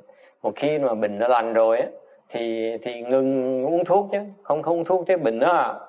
If you don't stop taking medication, you'll be sick. Okay? That's equality of views. Cái đó nghĩa là những cái kia nó đồng nhau. Okay? Make sense or not? Có lý là không? This is where Buddhism is so embracing. Bởi vậy Phật giáo mới bao dung như vậy. We are not afraid of the Catholics. We're not afraid of Muslims. Chúng tôi đâu có sợ Công Chúa giáo hoặc là Hồi giáo đâu. We're not afraid of Hinduism. Chúng tôi không có sợ Ấn Độ giáo. We embrace them all. All the views are the same. Tất cả they're all Buddhism. Tất cả đều là Phật giáo. This is what Master Shehua says. Everything, all religion is Buddhism. Thì Ngài Thanh Hoa mới nói, Phật giáo, tất cả những tôn giáo đều là Phật giáo. Nghe rõ không? Tất cả tôn giáo đều là Phật giáo. There's no need to criticize them. There's no need to convert them. You see? Nếu quý vị thấy được là tất cả tôn giáo đều là Phật giáo thì quý vị phải dụ nó thành Phật giáo làm cái gì? Why do I have to criticize Hinayana? Tại sao mình phải chỉ trích cái nguyên thủy làm cái gì? It's still Mahayana. Theravadan Buddhism is still Mahayana. Nguyên thủy là Đại thừa. Đại thừa là nguyên thủy. Mahayana is Theravadan, is Hinayana. There's no difference. So far, so good.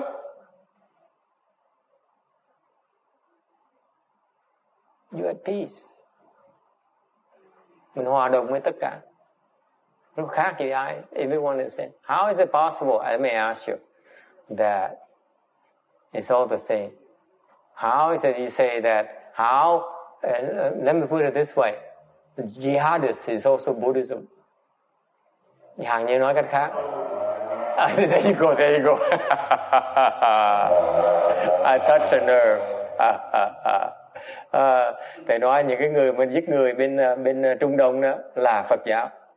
Cái ông da trắng ông bứt tóc nó đâu có chuyện đó được. That's not possible.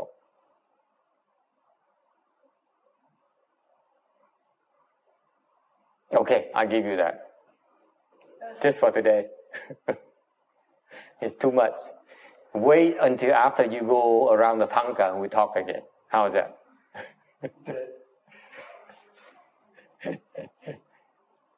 Really?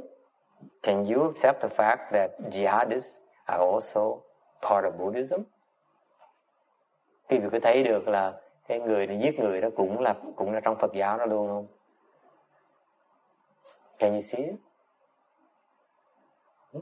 Can you? No. Sarah says, no, I won't go that far. All these years. And Sarah still does not believe me. Biết bao nhiêu năm mà cô vẫn không tin thầy. These young people, yeah, I understand. Mấy người trẻ thầy còn thông cảm được. Yes. Ask Ru Ching, can she believe jihadist is Buddhism? Hỏi là mấy cái người mà giết người đó là Phật giáo. Even Xian Xin has a hard time. Jihadist is a Muslim in Syria. The ISIL is killing people left and right. 蓝教，对，回教，怎么样？可以吗？可能吗？可能不可能？不是将来，是现在是佛教的，佛教里。Bà nói rất là lịch sự. Bà nói trong tương lai sẽ thành Phật giáo. Không có, nó bây giờ là Phật giáo rồi. And poor Tex is turning white. He says, I can't wait to get out of here. And you can go so much, yes.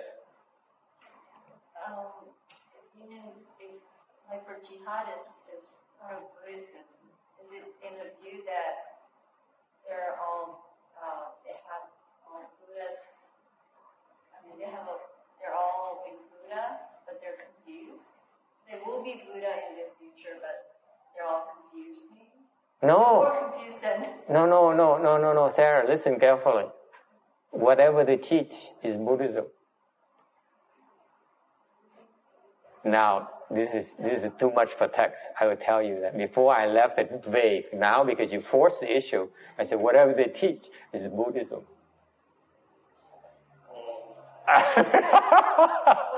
I knew it. Look at him. Now his face is all red. He can't take it anymore. Poor Tex. See, Master has a way of pushing him until he breaks. And this is why some people don't dare come to my lecture anymore. Bởi có những người không dám tới lớp, tới nghe thầy giảng kinh vì vậy nữa. Scary. I push you until you break. That's why you're better off staying away. Thành ra nhiều người nhóm tới nghe thầy giảng kinh, thầy cứ đẩy hoài cho khi mà ngã luôn á, ngã ngược luôn á. I keep on pushing until you flip backwards, and I laughed. Yes.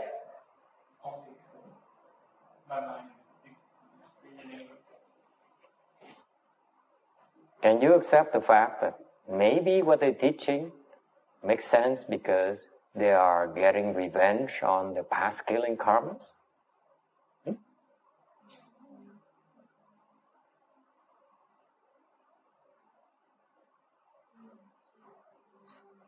They're only settling the debts. Họ chỉ trả nợ với nhau thôi. So what they teach, okay, whatever, even though it doesn't make sense, the real rationale behind it is a debt settlement. It's okay to kill them because they couldn't say it. They killed us in the past.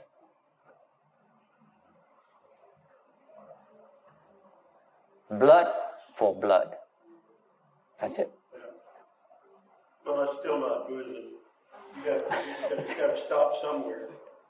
You know, the prohibition against killing, you got to stop it somewhere. For you, yes. I agree. I agree. You're absolutely right. For some people, like us, we have to stop somewhere. He says, this is as far as I go. Make sense? Because this is my world. I cannot go beyond this. Because the Buddha says so.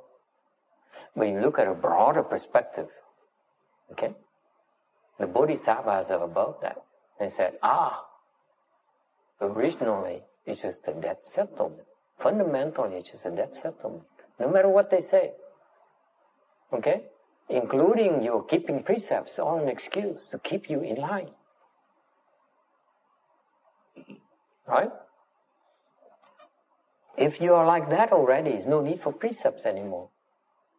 Remember, when the Buddha first accepted Sanghas into the order, there's no precepts. None whatsoever. No need for precepts. Until people started to break precepts, to do, commit offenses. That's when the Buddha says, here, what's called precepts. Make sense to you now? No? Okay. That makes sense, but allowing it. Yeah, give it a few weeks. Master, when you settle the past debt, that justifies that behavior or at this time? Mm-hmm. But do you also create another karmic obstruction while you're doing it? Or it's okay? Settling of debt? Even if it's an unacceptable behavior. It has to happen. It has to happen. Okay? And yes, you're creating obstructions for yourself. Absolutely. It's a very good question, very profound question. Okay? Of course, even you settle your debts, you still are creating offenses, aren't you? Yes. Think about it. That's my point. But still, I also don't think that every single death is a karmic retribution. I think it was killing indiscriminately. Killing people that don't know. So it's still called Buddhism because, for as far as we're concerned, it's confusion. What? Confusion. It's not outside of Buddhism. Buddhism says, yes, Buddhism describes it as confusion. Doesn't mean we approve of it. See, this is where this guy says it's got to be bad and good. Remember Mr. Beaumont. Okay? What? Equality of all dharmas. Good is evil. Evil is good.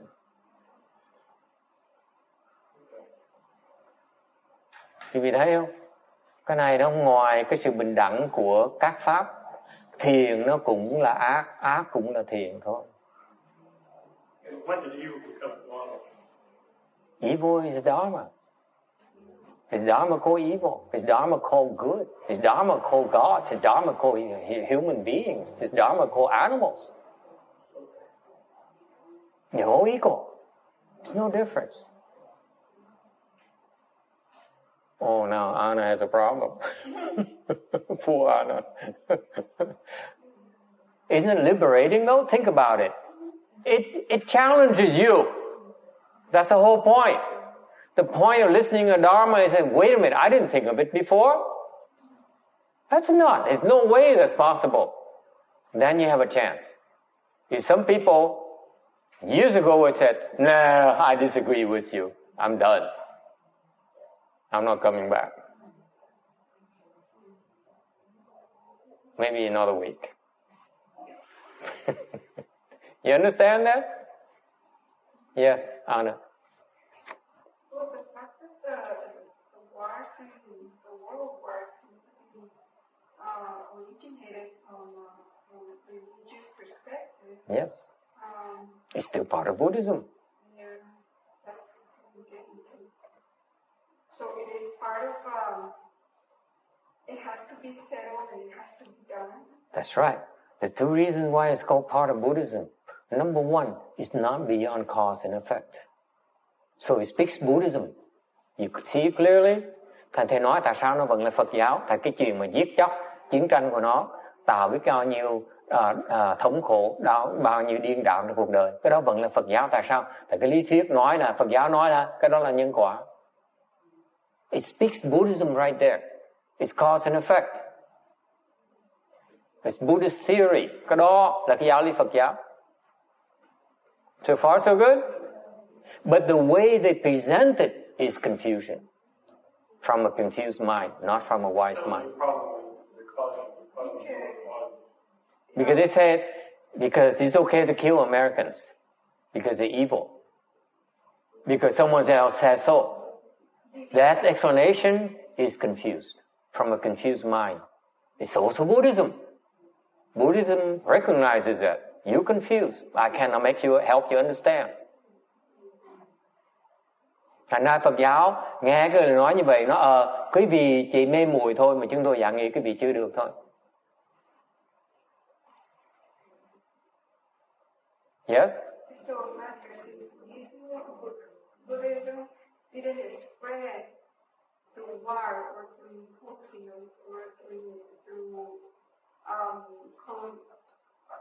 evangelization, it seems that other religions derive also from Buddhism. Yes. And those are deviant views sometimes. They're also part of Buddhism. Buddhism describes deviancy. From our part, we say this is called deviant. From their part, they say this is the truth. Whatever they call the truth, we still recognize as the Buddhist theory, but they don't explain it properly. That's all. Does it help?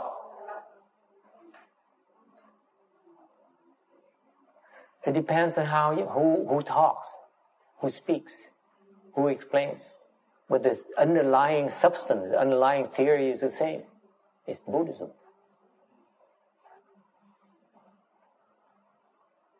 Okay? A wise person, Master Shenhua, can say the reason you have ISIS, you have Iraq, you have the Palestinians, and you have the Israelis because of the blood debt. There is no way for you to reason with them. They need to kill before they're satisfied. Blood has to spill before they're happy. There's no possible way yet. It's not going to happen until enough blood is spilled. Quý vị thấy không? Mặc dù ở ngoài người ta giảng, người ta nói này, nói rồi, lý thuyết này, nữa, thứ nọ tôi có quyền giết, có anh phải đáng chết, này nọ, như thiệt ra cái đó là trụng trong, không ngoài cái luật nhân quả. Phải trả cái nợ máu, không cách nào chạy được hết. Cái người mà nói những cái lời đó là họ giảng nghĩa một cách mê muội, một cách hồ đồ thôi, không có nghĩa là họ đúng. Vì cái sự kiện nó đúng. Là cái đó là cái nhân quả. Họ phải trả nhau, trả nợ cho nhau mới có thể hòa hoãn được. Trước khi mà cái máu nó chưa trả thì cách nào nói nó nghe được hết, chịu thôi. Okay? Come on, no matter how you say it. Yes. excessive force is being used. It doesn't make sense. It's bad karma. Quý vị thấy rõ ràng không? Người ta uy hiếp một cái dân chúng này, uy hiếp cái dân chúng khác. Cái đó là tạo nghiệp nặng lắm. Even though you settle your debt that way, okay? Now you create the cause for that to repeat itself. Khi cái phiền của cái nghiệp, that's why the question is very, very, very perceptive. Quý vị thấy không? Cái câu hỏi rất là khôn ngoan. Mặc dầu mình trả nợ máu nhưng đều có nhiều cách trả. There's so many ways to pay off the debts. Why do you have to choose something that creates a vicious cycle? Tại sao phải chọn một cái phương pháp để nó tạo cái sự liên tục của cái nợ đó như vậy? Okay? You know what they said? You know the wise men said? You know what Confucius said? Quý vị biết Ngài Khổng Tử Ngài dạy sao? He says,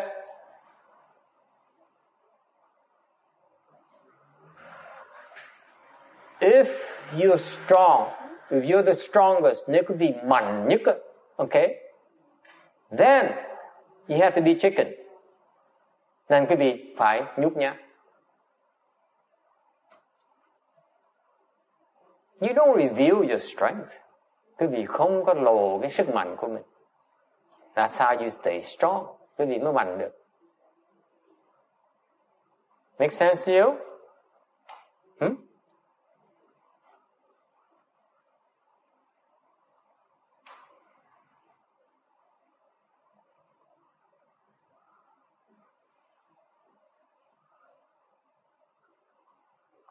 Questions or comments? Ai có ý kiến thắc mắc gì không?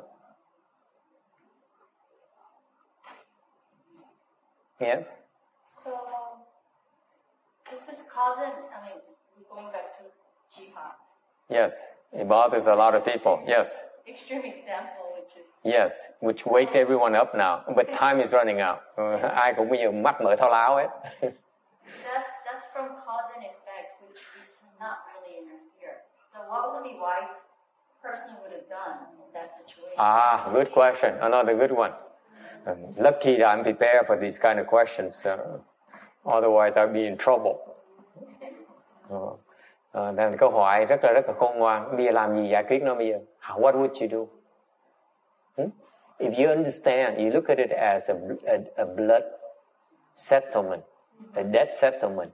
Bây giờ thầy hỏi quý vị, nếu như quý vị có được trí huệ mà thấy cái này là cái nhân quả, cái này phải trả cái quả người ta, trả cái nợ người ta, quý vị phải làm gì bây giờ? What would you do? I ask you, what would you do? If you understand it, it's really debt settlement, what would you do? Either you let them kill themselves, or you go into... Anna loves it. He says, I'm going to open a restaurant and kill all these damn animals. Cô Anna, cô thích, khoái, hứng thú. Cô nói, bây giờ muốn trả cái nợ máu khỏe lắm. Tôi mở cái tiệm ăn, tôi giết biết bao nhiêu chó, mèo, gà, vịt. She's going to kill cats and dogs and ducks and pigs and you know, cattle and you name it. We will settle all the debts. Nó trả hết mấy cái nợ đó đi. Or either you, there might be a leader with the samadhi power to go Wishful thinking. Even Obama doesn't have enough samadhi power for all of us, okay? Even Mashiwa doesn't have enough samadhi power for all of America. Trust me. Wishful thinking. Next. What would you do? This is a Mexican way. She says, make the king do it. Yes. Since the force is so great, we Yes. can't really interfere. Just let it They don't listen to reason. This is what's amazing about it. They don't listen. They cannot listen. Okay, they will not listen. Họ không nghe mình. Thì làm gì bây giờ? They're so confused, you can't do anything. They're so upset. Yeah. More than confused. They're so upset. So I guess what we can do is just live it the way, I guess they have to settle the debt. And then after that, we pick up the mess and clean up. Okay, nói kệ cho nó giết nhau. That's what Kim Niên Giá thứ two, she says. Let them. Còn Kim Điền là khôn lắm, nó kệ để cho nó. It's between them. I'm Vietnamese. I'm above it. Tôi là người Việt Nam. Tôi Việt Nam, tôi khôn hơn nhiều. Anyone else? Yes. Repent. Okay, sám hối. To erase the debt. See, that's now we're approaching real Buddhism. Bây giờ mình tới gần cái Phật giáo hơn tí. Okay, you erase the debt. Okay, that's one way. Okay. I mean, I could do that for them. I mean, as a third person, these two parties are fighting, and they're You give them blessings. You give them blessings. You can give them blessings. Give them blessings. Instead of blood, they take blessings. Instead of killing her, they take blessings. You understand? That's the Buddhist Dharma right there. Don't kill. Take these blessings. That's what it boils down to. Cái pháp, cái dược sư mình như vậy. Đừng có giết người ta. Lấy cái phước đi. Okay? That's another way. What else? So many Buddhist ways. Có nhiều pháp dễ sợ.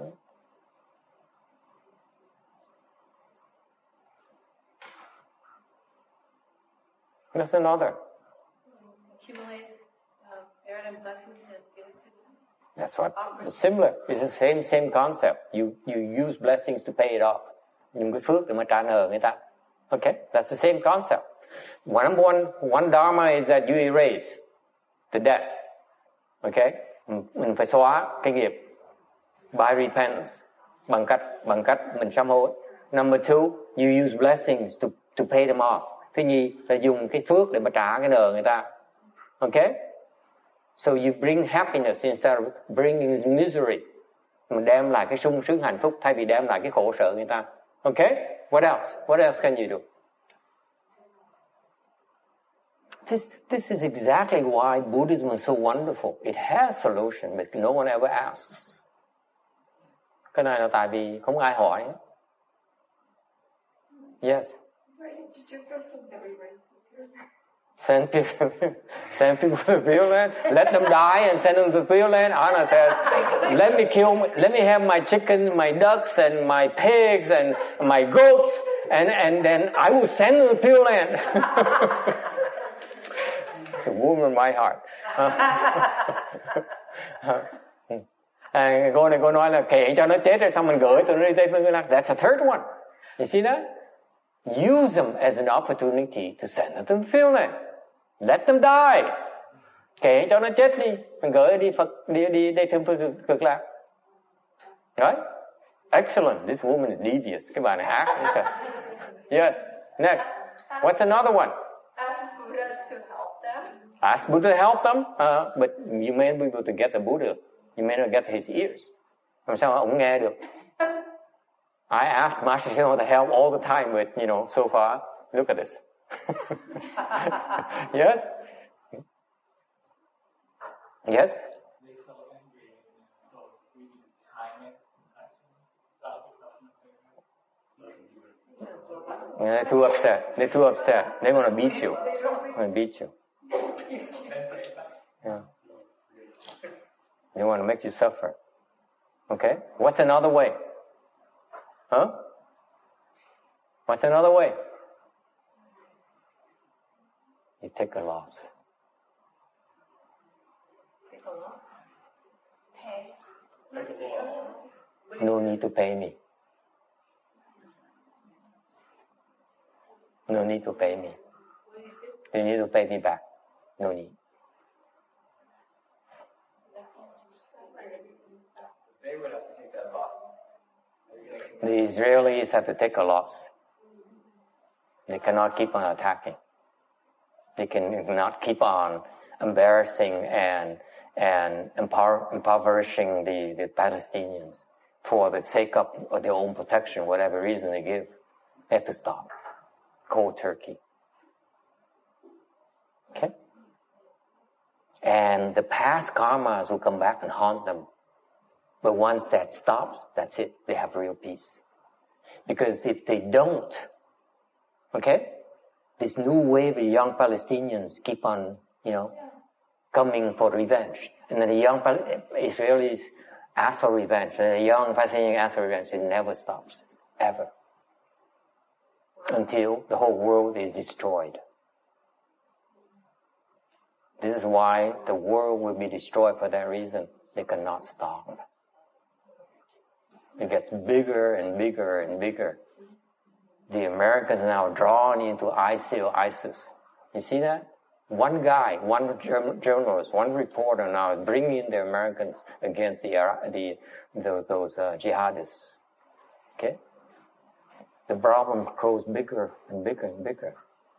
Someone had to stop. Someone has to take a loss. Someone says, okay, I know I'm entitled to this. I know it's my right. But you know what? I don't want it. Okay? You don't have to pay me. I stop right here. Is that clear? Quý vị nghe cho rõ này. Nếu mà tiếp tục làm như vậy, một cái phương pháp khác mà rất quan trọng là mình chịu thiệt thòi, mình ngừng lại. Mình không làm nữa. Mặc dù như hàng bên người Do Thái ta qua ta hành ngược đãi cái người Trung Đông, người Palestinians, họ phải ngưng lại. Họ không có quyền hại người ta. Tại sao? Hại ta, ăn hiếp người ta, cưỡng áp người ta như vậy. Cái tụi trẻ nó thù, nó trả thù. Xong cái tụi trẻ của tụi Do Thái nó giận, nó bị giết, cha mẹ nó bị giết, nó bị giết, nó trả thù. Thành nó cứ chồng chất với nhau hoài à. Rồi cuối cùng người khác cái thế giới khác, cái nước khác bắt đầu nó dính vào. Ok? Thành ra chẳng hạn như cái bên cái tụi ISIS nó giết một cái người reporter đó, cái người mà ký giả đó, phóng viên đó, thì bây giờ nước Mỹ nó dính vào cái chuyện xung đột ở bên kia, thấy không? Nó càng ngày nó càng lan rộng ra, thì bởi vậy cuối cùng thế giới nó sẽ bị tàn tạ. Tại vì đó là lý do chính mà sau này cái thế giới này nó sẽ bị đổ nát, bị hư hỏng. Tại vì cái sự xung đột nó càng lan rộng ra mà họ không thể nào ngừng lại được. You're not stopping for yourself. I'm submit to you. You're stopping for your children, your grandchildren, your great-grandchildren. That's why you're stopping. Và thầy nói quý vị nghe, thầy đề nghị trong cái phương diện Phật giáo đó, quý vị phải ngừng lại, không phải về chính mình, mà ngừng lại cho con mình, cho cháu mình, cho chắc mình, cho chít mình. Okay? That's why. Someone has to stop. And to me, that's the most effective way to deal with the situation. Đối với thầy, phương pháp mà ngừng lại là phương pháp mà quan trọng nhất để giải quyết vấn đề này.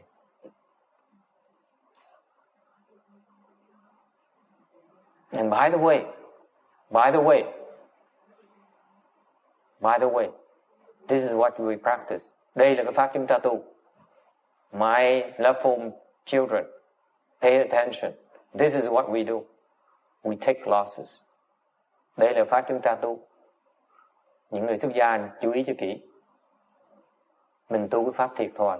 We take losses. We take losses in everything we do. Tất cả chúng tôi đang làm đều đang chịu thiệt thòi. It's not for the sake of winning. Không phải làm để mà lợi, không phải làm để mà thắng. That's why my friend, my successful friend, he looked at me and said, "You're strange." Tại bạn thầy, cái ông mà giàu, mà ông thành công đó, ông nhìn thầy nói ông này hơi lạ. Đi học từ cái ngành MBA ra bây giờ đi chịu thiệt thòi. We went to business school, the good business schools, to win, and yet now I choose to lose. He can't accept it. Không chấp nhận được. You have to take losses. This is, by the way, this is one thing that makes Danny Sung such a special person. He takes losses. More than months. Thành nhà hàng cái ông trong chùa mình có cái hân hạnh, cái vinh dự được cái ông tên là ông Danny. Ông là cái người chịu thiệt thòi từ đầu chí cuối. I adore him because he takes losses from day one. It's never for his gains. Ông hay dễ sợ, không bao giờ làm cái gì để lợi cho mình. Dễ sợ. Cái tâm như vậy. If you have that kind of mindset, that's why he's in the Pure Land nowadays. Enjoying himself instead of us, still here, superior and winners, and suffering like hell. Quý vị thấy, cái người mà chịu thiệt thòi như vậy, bây giờ ta sung sướng ở đây phân cực là, còn mình là người thành công, người là giỏi cái gì, người thông minh, khôn ngoan cái gì, mình cực khổ với nhau. Enduring this damn heat. Thấy không? Nó nóng thì mồ. And the master is too cheap to get an air conditioner. Ông thầy, ông là tiền, ông chịu mua máy lạnh.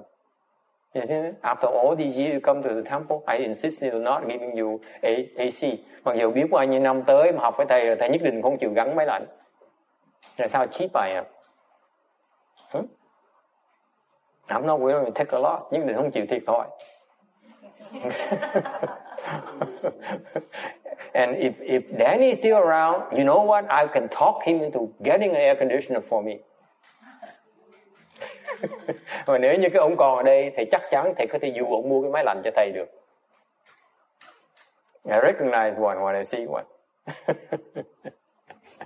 You see that? If you teach people to take losses, you have to take losses yourself. Quý vị muốn dạy người ta chịu thiệt thòi, quý vị phải thiệt thòi mới được.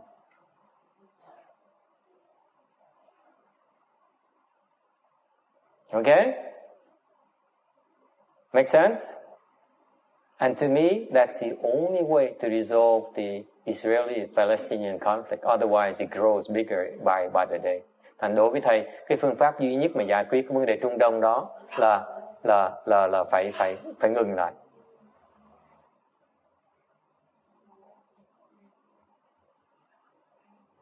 Okay? Because you cannot give enough blessing. Cái vị không thể nào cho đủ phước hết đó. Okay? You cannot repent enough. Quý vị không thể nào sám hối kịp hết.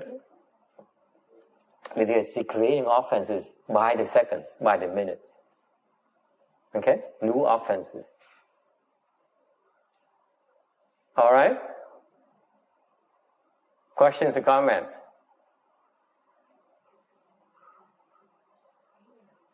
Okay.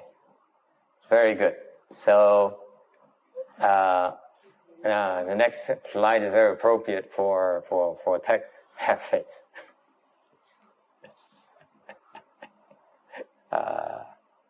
Your verse is that one. Enlightenment beckons. Enlightenment beckons. Very good. Norton Simon beckons.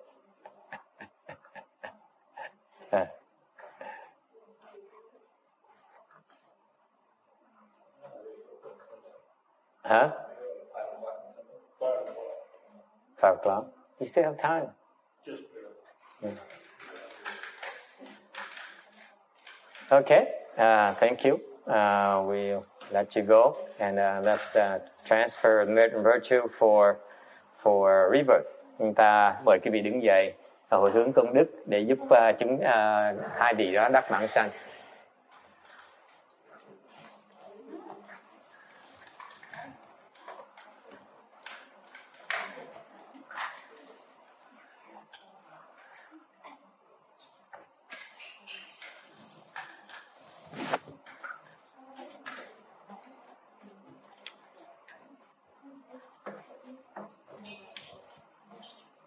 Can you take care of the altar and open the food, okay, and have him offer the incense?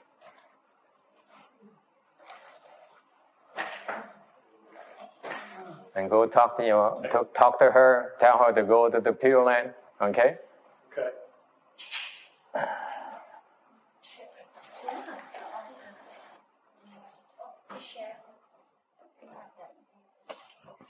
Tell her to go to the Pure Land first. Don't be attached. Tell her don't be attached. Go to Pure first.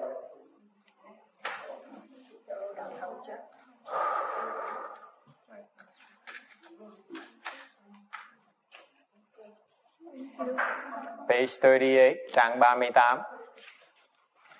Then we turn on the lights so that's brighter. Mở đèn con, sáng thì